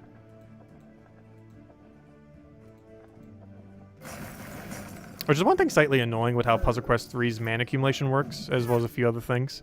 It is very hard to tell. There's a way to break down the math for it, however, it is way too convoluted to bother doing every single time you want to do anything. Because Gems of War uses one really weird formula, and it's for the mastery percent that you have. However, you never need to actually calculate out that number at any point. Like, you'd want to have a general understanding of it in case the enemy has Jinx, but even in those situations, it's so rare that it's not really relevant. But in this game, it affects literally every battle, and you just don't do the math for it because it would take way too long to do it over and over again. The only one that's slightly worth maybe doing the math on that we currently use is this ability. It is 14% more per blue on the board. I know when I used the Assassin, I used to calculate it out quite a bit. That's actually what I did the first playthrough for as well. Because he has a ability, I think multiple abilities? I know for sure he has one ability that scales based on how many purple on the board. And it's very common if you're in like a really tight situation to actually calculate out his exact damage output. So that you would end up knowing.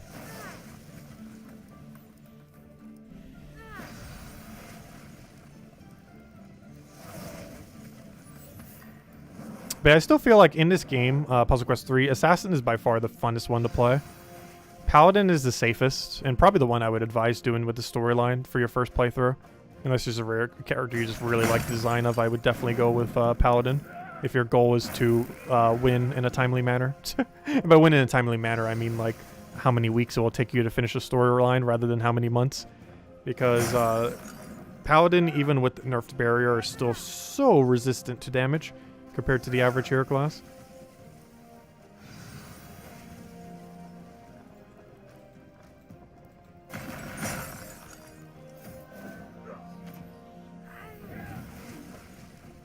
Oh, I had to do that. I already had the win condition. There we go. Okay, I think we only have 6 fights left, and then the final boss of the game. We're almost there. So close yet so far.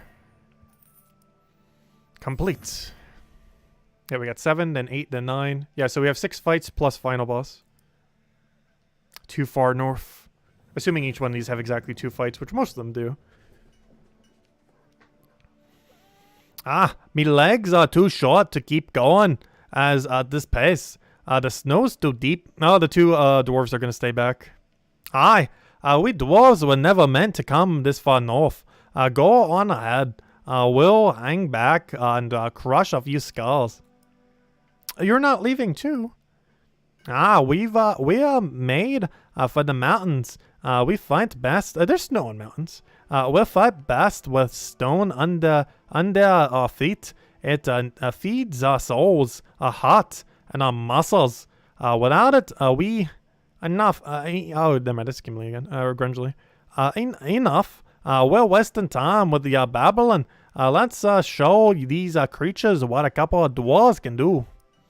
Be safe. I'll see ya again, little dragon. If it's the last thing I do. There we go. Oh, that means we don't get any more dialogue for them unless they do like a little bit in the thing. Oh, we don't get to do dwarf voice anytime soon. I need to find another game that has a dwarf. I need to get better at doing that voice. It is such a fun voice to do.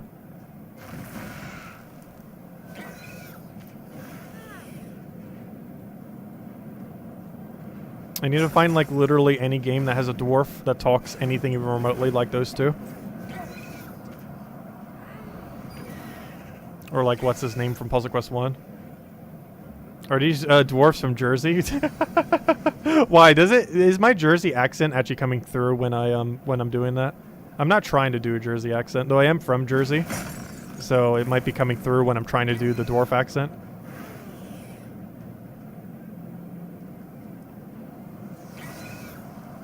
Because I've lived in New Jersey for a total of 16 years. So more than half my life I've been living in New Jersey. I don't currently live in New Jersey right now, though. Because I lived there until 13. From 0 to 13, as well as 18 to 22, I want to say? Or 21? I can't remember.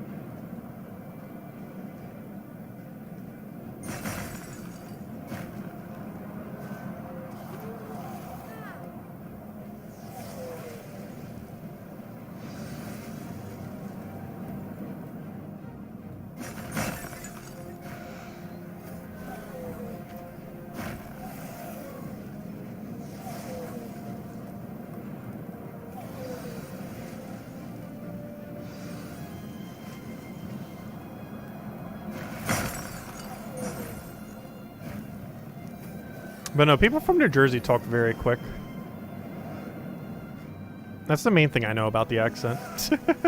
Like, as far as, like, actual accent parts, I'm not sure what the accent actually is. Because I'm just so used to it being, like, normal. So I'm actually not even sure what a Jersey accent even is. Why'd I do that? Why did I think that was an extra turn? I'm pretty sure there was some way to do it. It's the most Jersey you've ever heard me sound. That's funny. People from Jersey do not talk like that, though.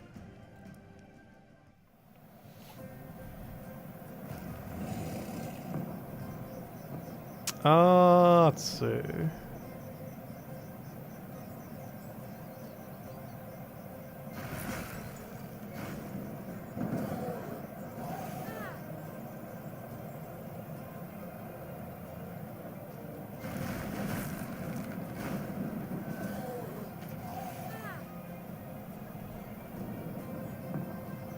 I meant to take the other blue over. Whoops. Whoops. Mistakes have been made.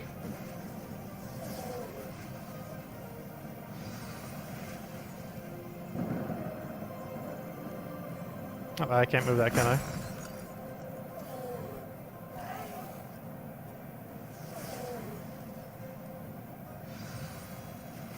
Oh, so we'll take it over, take that over.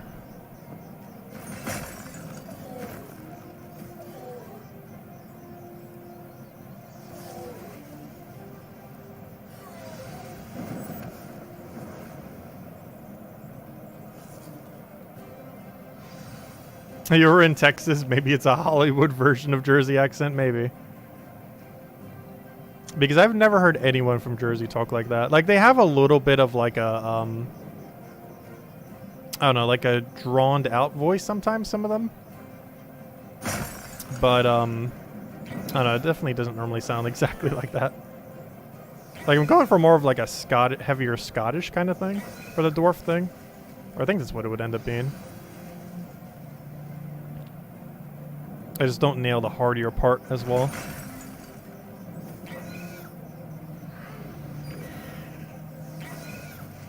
So can you die already? Yeah, that's fine. We won. Alright, biggest threat is killed now. Also, they have a 12 level advantage on us now, gosh. By the time we hit the final fight, there's gonna be a 14 level advantage. Oh, I guess that's still the same gap we have now. But yeah, the final fight is gonna be a 14 level disadvantage. These are probably gonna be level 36. Actually, I believe it's level 51, oddly enough. Lord Bane. He's either level 50 or 51, though it doesn't really matter which one he is, but it's going to be about a 14 or 13 level disadvantage or so.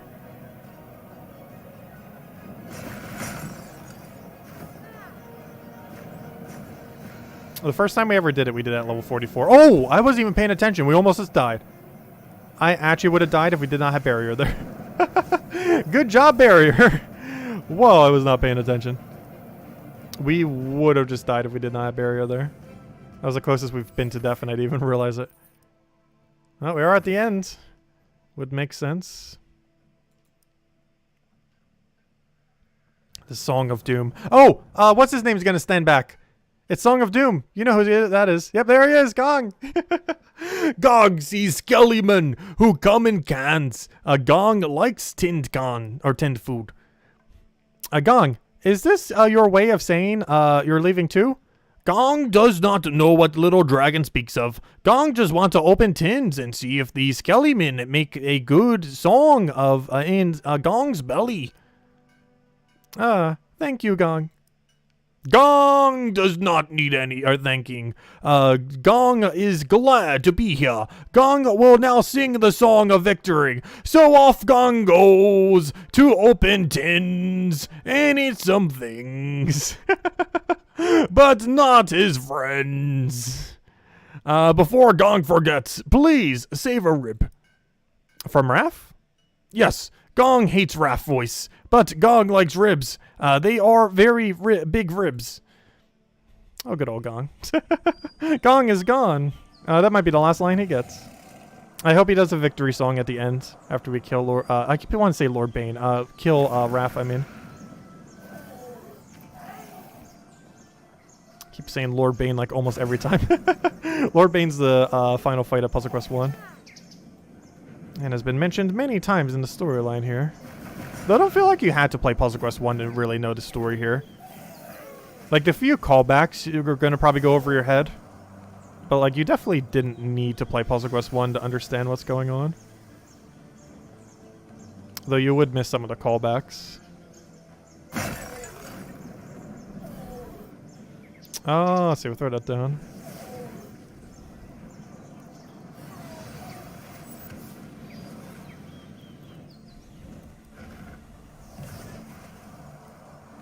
Alright, we got that annoying infinite durability thing coming up.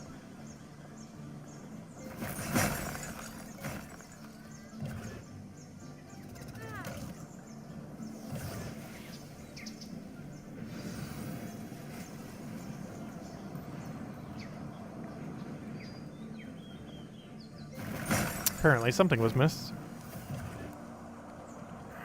Oh, that's not good. 25% more damage taken. Yeah, poison, they made it a lot weaker in this game. Probably because it was so broken in Puzzle Quest 1 and 2. Then they made it weaker in Gems of War, then they made it not exist, basically, in this game.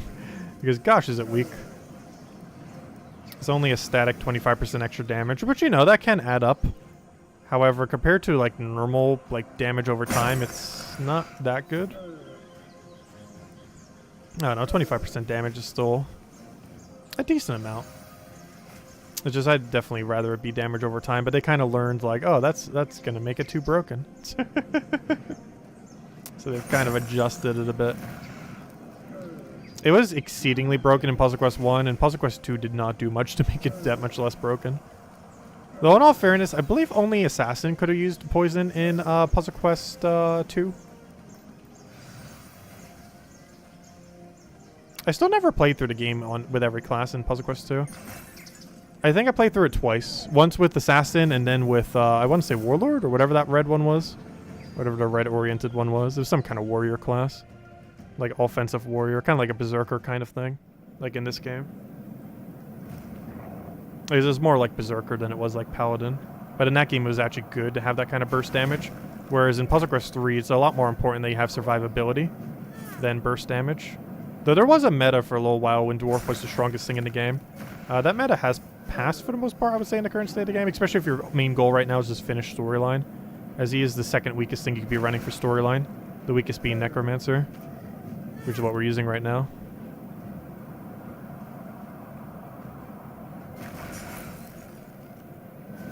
Because they nerfed the main weight thing that made Dwarf really good. Or the Berserker class, I mean.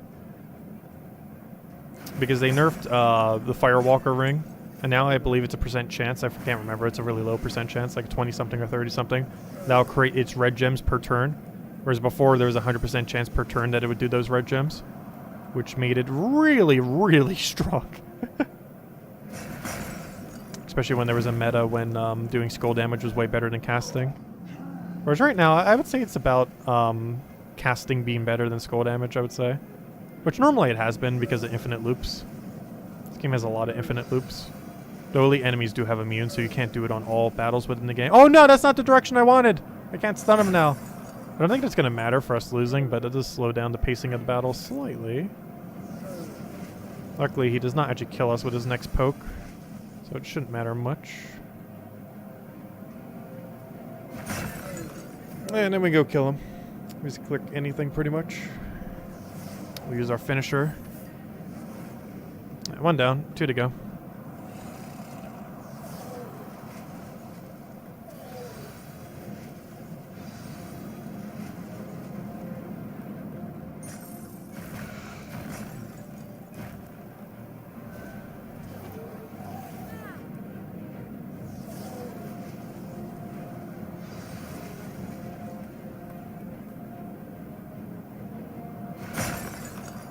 And that'll chip kill him and give us all of our mana. And I don't think we have enough burst to just outright kill him, but we should be able to get some good damage here. So do that.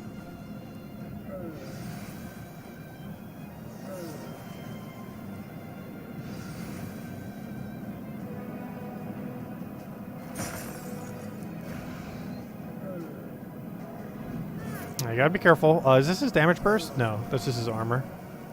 His next damage can't kill us though. Like, even if he doesn't, it's not enough damage to kill.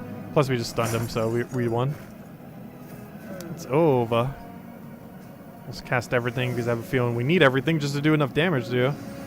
And that should be good. Doesn't matter if we stun, the chip damage will kill if that doesn't. And he's dead. There we go. Level up. 36. Which might be the level we are when we fight Lord Bane. Level 36 versus a level 50 or 51, whatever it is. Alright, 2 more battles most likely, and then Lord Bane. Let's see, does it actually show us how many battles are left? No, it doesn't. Why would it? Oh gosh, why don't they have it set up like that anymore? It's so weird. Because it would tell you what the order of dialogue and battles are, but now it's kind of confusing. It still does it for the side quests, oddly enough. Which maybe we'll do a stream for all the side quests at once. The only problem with doing them all at once, well, for one, they take forever. But the other part is they're still kind of disconnected. Also, I don't think they used the new system yet. They still haven't updated it, so we'll probably have to wait till they do. But anyways, I believe the undead can sense what is about to take place. They are drawn to the dragon souls at the Lake of Blood, like crowns to a carcass, or crows to a carcass. Don't say that. Please, let me hope Raf hasn't begun yet. I can be silent, but we both know the truth. Let me have this hope just a little longer. I know I'm naive, but I need it to see this through. I understand. The Lake of Blood is just beyond this pass. You no longer need my help to find it. As such, it's my turn to leave you two. Oh, he's gonna stand back. No. Don't die, Dark Hunter. You're the best one. Also, my obsession with bow characters, I just realized he's a bow character, isn't he? He's not actually wielding a bow right now, but he has a quiver. Gosh. Why do I like literally every bow character in every game? Anyways, you won't make it if I don't draw undead away. I think I'll join you. Hey, Torgon's standing back. Torgon, you too? You know, I'm surprised. I never thought I would be here fighting alongside a dragon, but I wouldn't have it any other way. Torgon. Don't worry. It'll take more than this bunch of rabble to bring us down. Besides, somebody needs to look after Dark Hunter. Who's Mutiny going to ogle if I let him get eaten? Torgon, this is serious. I know. We'll meet again, Ori. Promise me. I promise. And just in case I break that promise, know that I'm proud of you. I never had children, but if I did, I'd have been lucky to have a daughter as brave as you. You can't just say that and then leave. Yes, I can, because you have something more important than that you need to do. I wish it wasn't this way. If I had a gold for every good-hearted wish you'd made, I would be a rich man indeed. But I can't stay any longer. It's been a long time since I fought side by side with a human. I must confess that I've forgotten what it was like. Well then, let's refresh your memory. And they shall hold the line as we kill these as well. Oh gosh, there's a lot of them. Though it does make sense they were literally just talking about them being here.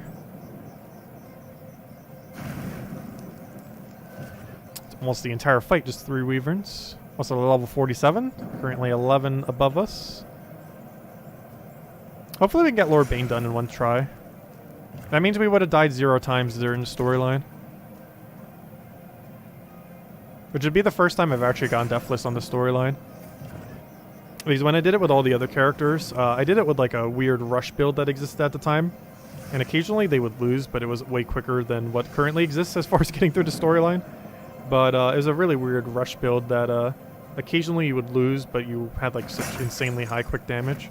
So you kind of took the risk because it's still worth it for how much speed you would get off it. You can't do that build anymore though. But I did most of the storylines that way. So I've actually never gone through the storyline a single time deathless. This would be the first time if we achieve it. So hopefully we can. Like a level 36 or 37 Necromancer.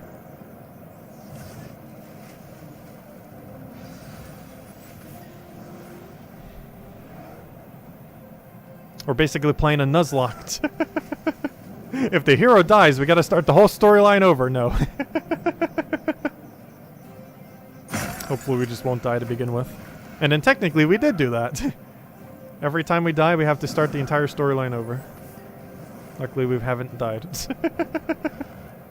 And no, we're not actually going to do that. But hopefully we just don't die.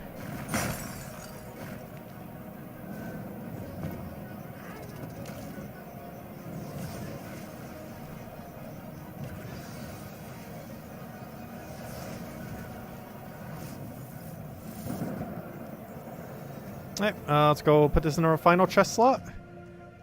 If we get something better, maybe we'll actually open it on the final fight. Though we're going to probably be disappointed because the chance it has anything good from one single chest like that, very unlikely. Okay, this is a bit of a bad starting board. Maybe here's where our one def is. Really bad starting board. Well, luckily we got barrier there, helps a little bit. Got a heroic as well, even better.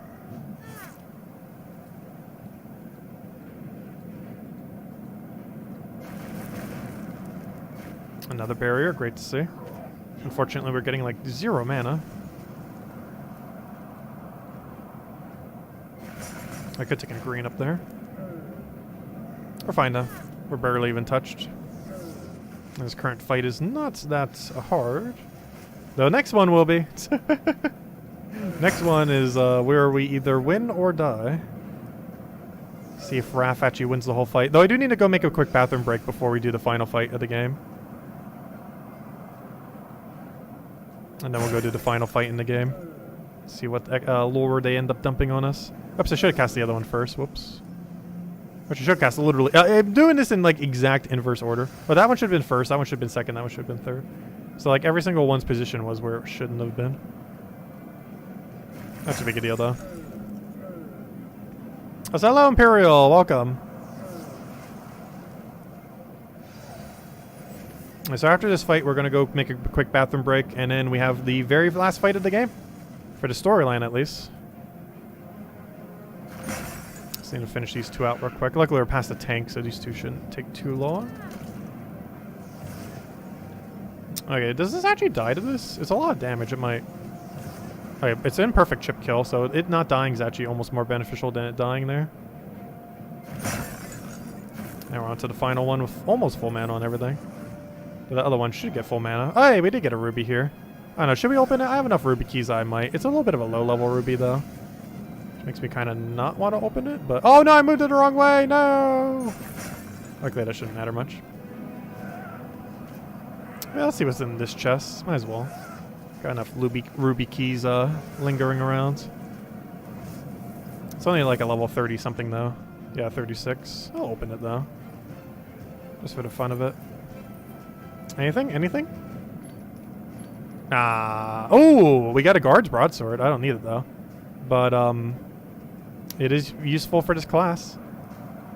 Nice blue sword.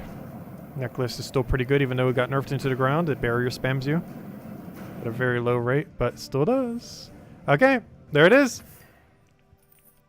And we hit gold cap again with that big red text. Okay, final chapter.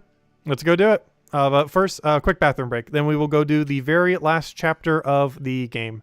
I'll be right back. Dragon's Destiny, Portal of Blood. Alright, I'll be right back. And this has a cutscene. Wait, does it have a cutscene? Oh, no. There we go. I'll be right back.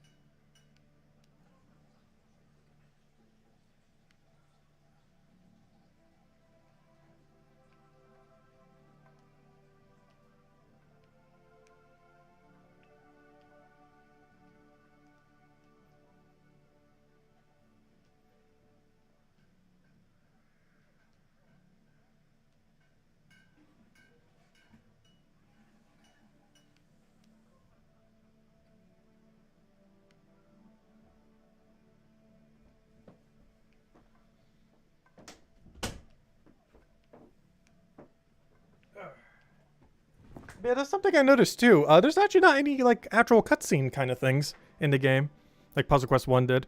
Though, that looks pretty scary. The little lightning there. I like the effects they did here. They didn't used to have this before. The portal, they did a little bit of lightning. Oh, that's really cool. The blood thing. Okay, but anyways, let's go finish this. The final chapter of the game. Let's see if we can do it 100% deathless story playthrough. Our very first one. The dragons had gathered before a giant portal. It shimmered in the cold air. Here we are, the Lake of Blood. There's the portal Raf spoke of. This is it. We're past the time of turning back. Raf awaits us. Are you ready, Ori? No, I don't think I'll ever be ready for this. But my readiness matters not. This must be done, and I am the one who must do it. As we walked forward towards the dragons, Raf led a small group towards us. Who would have thought? A dragon child at the end of the world. Ori, have you come to join us? Of course not. I know the truth. I am sorry for her, Raf. She has always been headstrong. Why are you turning? If you knew the truth, you wouldn't support him, Lestriel. Mother, please, listen to me. It is one of the greatest regrets, Ori, that I was not able to teach you to respect your elders. We are leaving this world, Ori. It is decided. I will hold open the portal, see our kind through, and when they are gone, I will follow. Raf has known us, or shown us the world beyond. It is a brighter place, a happier place. No, listen to me. There is no other world. If you go through that portal, you are going to your deaths. Raf wants your souls. Nonsense. Oh, even Hayes is like that. Nonsense. Raf has offered us a great gift in exchange for our loyalty. He will give us a new world, a world free of the younger races. Come, Ori. Come with us, my daughter. We denied our destiny for too long. Can't you see what he's doing? He's lying to you. He tells you what you want to hear, and you believe him.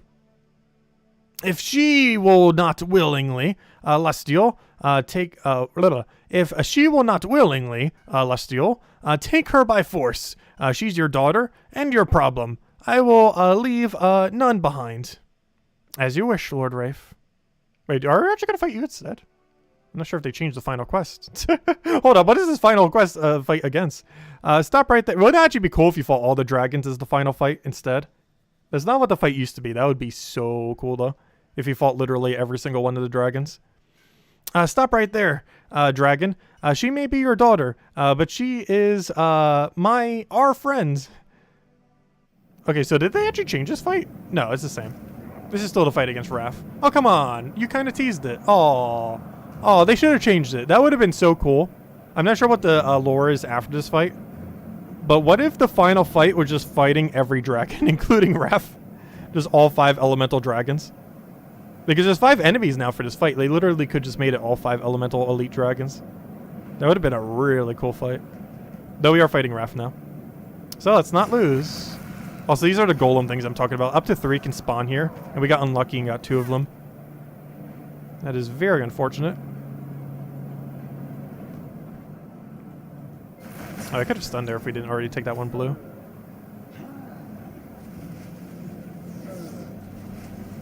Also, did they remove the wasp from this, or did we just not happen to roll it? Because I could have sworn there was like that wasp enemy in this final area, but it doesn't seem to be here anymore. Because we haven't seen it a single time in this last area, but I know it resides in this area. Actually, did we even see the enemy at all at any point? I think they might just remove the unit completely from the game. I had like a burn with some other mechanic. Maybe they did it because how bad burn was on the other modes being so annoying. But then again, they kept some of the other burns, so I'm not sure.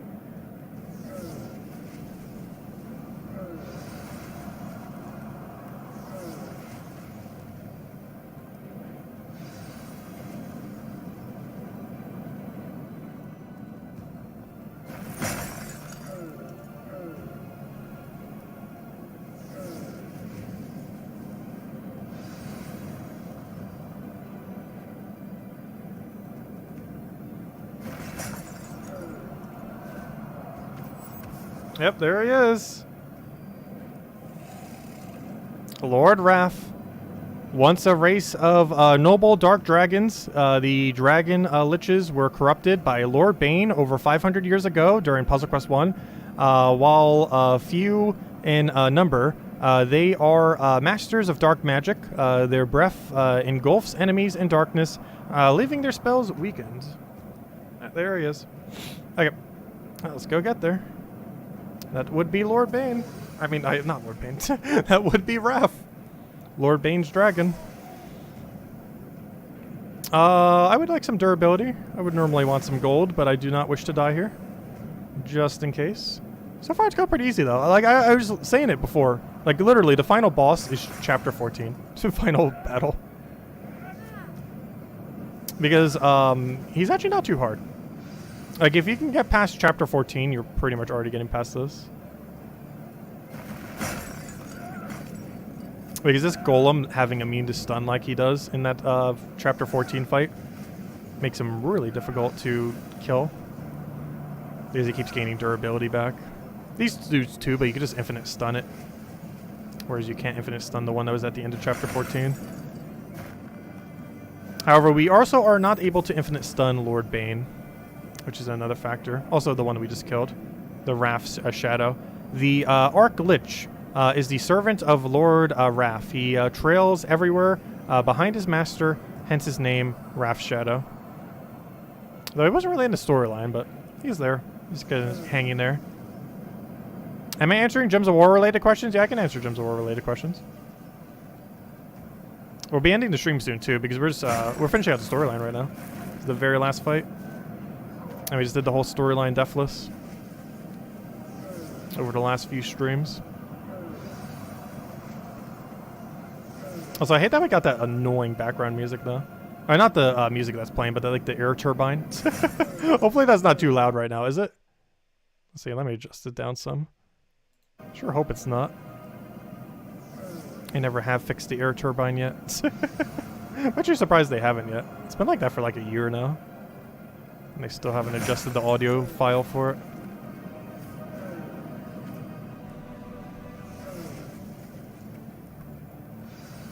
I want this to not kill. Good. That's exactly what I wanted. The reason for this is we want mana accumulation here. So it's actually more beneficial that it doesn't kill rather than does. Now we need this to kill, and it does. Alright, weapon damage or some gold? We'll be greedy. I don't think we need the weapon damage. Yep, level 51. So what's our level difference here? We are level 36, he's level 51. It is a 15 level difference. And then we'll have the storyline completed at level 36, unless we gain a level from this, in which case it will be 37. But the actual level difference on the fight is 15. And I think if we didn't have the EXP thingy, we might actually be at level 35 right now. Which I think is the lowest level you could possibly be for this fight then, is 35. I do not have a way to extra turn here. However, I'll take as much mana as we can possibly get. What's your first ability? 6,000? Ooh, luckily we could resist one of those without dying. That's kind of scary. That is decently scary.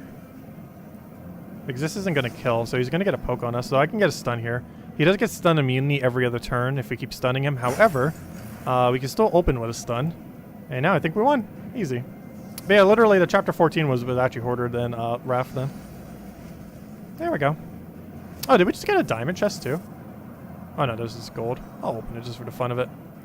Can he give us anything? Anything at all? Probably not. Let's see. Oh! That's actually a good shield. Oh, no, that's the Bloodfang one. Never mind. I need that in blue, not in red. Oh, I got this in level 15 as well. I do want to scrap it, though, just for the material. Oh, that would definitely be a keeper, if you were playing through already. Or, you know, if you're playing through your first playthrough. That 15 is not too bad. Though you'd most likely want that piece of armor in blue. Anyways, what was your question? And then we'll go read the last of the storyline. If you've been in a guild for a year plus and have become this stagnant, would it, let's see, would it you consider it bad if you leave? You're level 1,300. I don't know. I left guilds a lot when I was in Gems of War before I actually had my own guild, and I just had my own guild and just kind of stayed in it.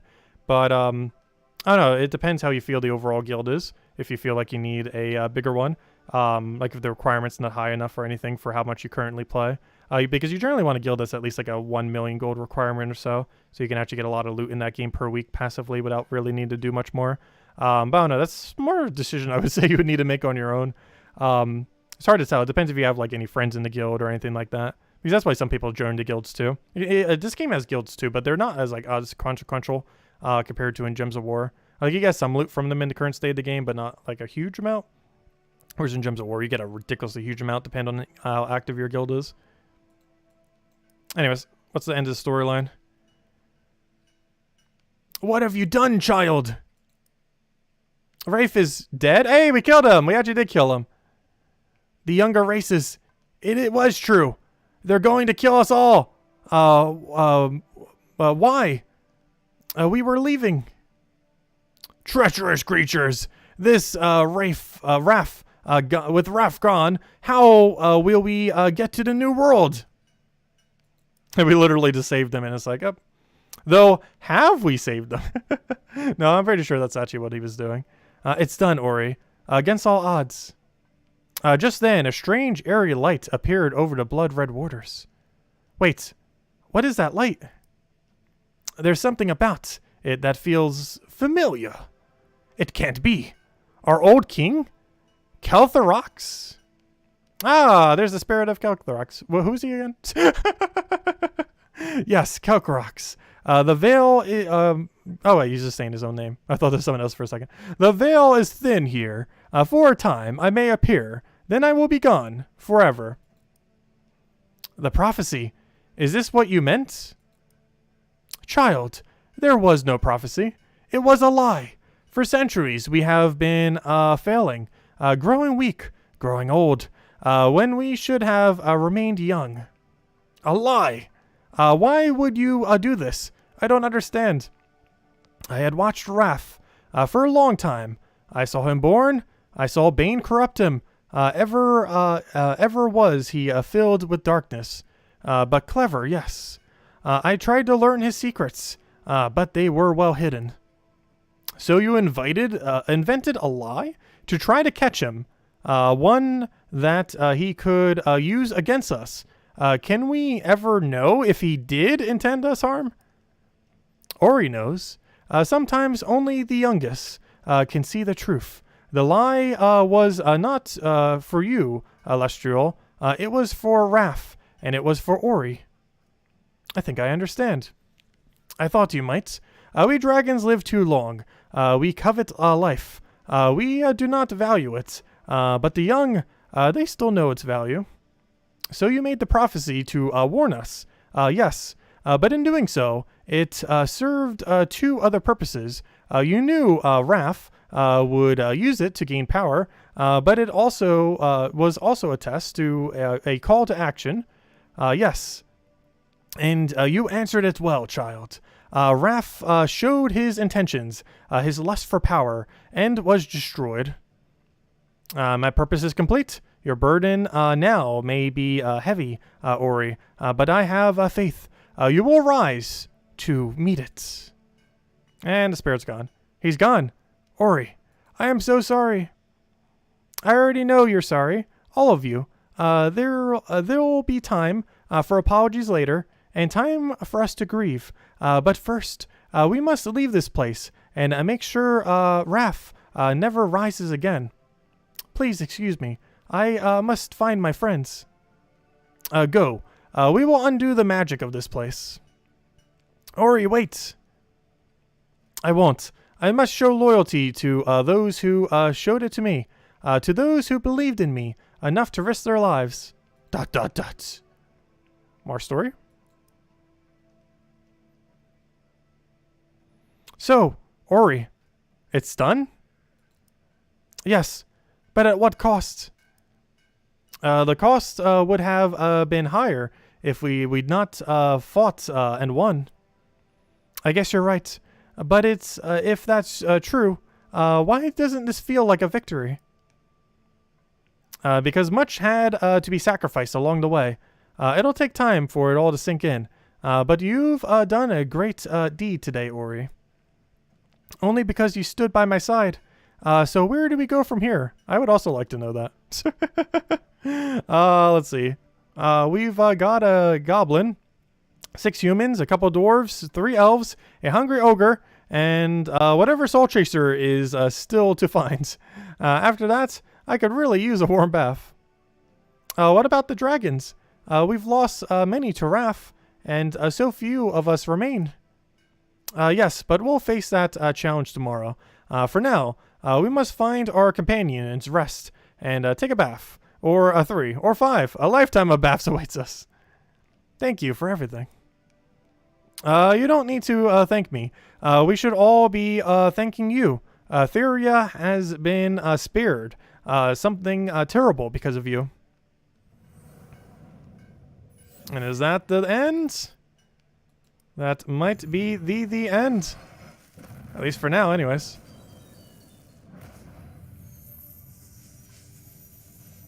I like that little animation for that. That's cool.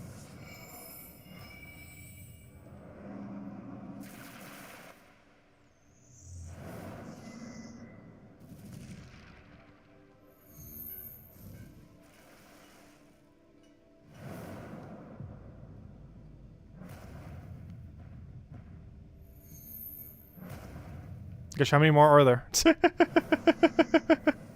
Or do I have to click? No, I'm pretty sure it's just going through its thing. There it goes. Story complete! There it is. No. What are you trying to sell, though? Random legendary spell. No. I refuse. But there we go. Story complete. We have completed out the story with level 36. That is, I believe, the lowest level character I've ever completed the story with, as well as we did it deathless. So that's pretty cool. But there we go. I basically did it in 3 days. Technically 4, but, you know, 3 days of actually playing the game. So what was the total amount of time then? I think it took us a little under 20 hours to 100% the storyline. But aside from that, just like grinding dailies and stuff like that. They don't really have like puzzle mini games yet. They don't have more content yet. But in time, they probably will. But yeah, that is the entirety of the main piece of content within the game. The entirety of the storyline. But yeah, that is Puzzle Quest 3. It is still in early access. How much we'll be covering it, I have no clue. That depends on quite a few factors. But as it currently stands, we have finished technically the game as it stands. But of course, it will be developed further into the future. And we'll still be keeping an eye on it. We'll still be maybe doing some of the dailies here and there. I'm definitely not going to do it literally every single day. It is just such a bad like daily system right now. Definitely needs some tweaking into the future. But anyways, does anyone else have any other questions? Any you want me to go over? Any things? Do let me know. But yeah, Aaron, if that's the issue, Gems of War Forum is a pretty good place to check.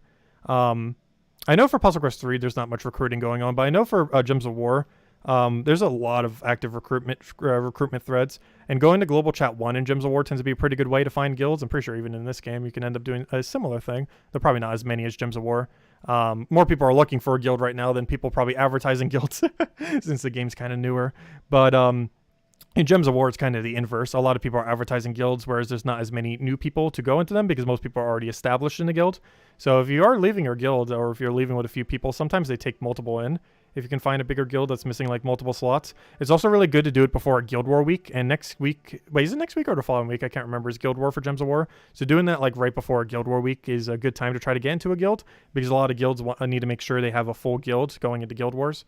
So a lot of guilds are a bit more desperate than normal to try to get people in. So if you're looking for like a really big guild, those are generally the best times to try to transition if you're looking to transition to a bigger guild for Gems of War. But anyways, any other questions, anyone? Otherwise, that will conclude Puzzle Quest 3 for now. When on earth we'll be doing it again, I have no clue. Maybe when they actually add more content. We'll see. But for now, that concludes Puzzle Quest 3. At least the main storyline for it. And we'll go from there. But anyways, as far as other side events and stuff like that, or as far as other games, this weekend we'll be doing Pokemon Legends Arceus. Still trying to get 100% shiny decks. We're about 85% done. And still want to make progress on that and keep poking at that. It's going to be kind of a weekend thing, like a shiny hunting thing. And we'll be doing that for the near future, for most weekends, until we kind of get it done. And of course, we'll have the standard Gems of War stream tonight in 2 hours, as we do every single night, 2 hours from now, at 8 p.m. Eastern Standard Time, as we do every single night. We'll mostly be messing with the new faction, or I keep saying new faction. We'll be messing with the faction. It's actually the first repeat one ever. And we'll be messing with the new Mythic. The Mythic is new. The faction, not so much. But anyways, guys, thank you for joining us for this journey for Puzzle Quest 3. I'll probably cover guides here and there on this game. I do want to prioritize doing some for Pokemon Legends Arceus first, most likely, just because the player base of that game is way better, and this game is pretty low player base wise. But yeah, it's definitely worth checking out. It's fun to do the storyline with. Not much content currently in the game beyond that point, but if you enjoyed the story, it's definitely worth messing around with, if nothing else. But anyways, guys, hey, we'll catch you guys soon. Thanks for stopping by, and I hope you all have a wonderful weekend. Goodbye, everyone, and thanks for watching.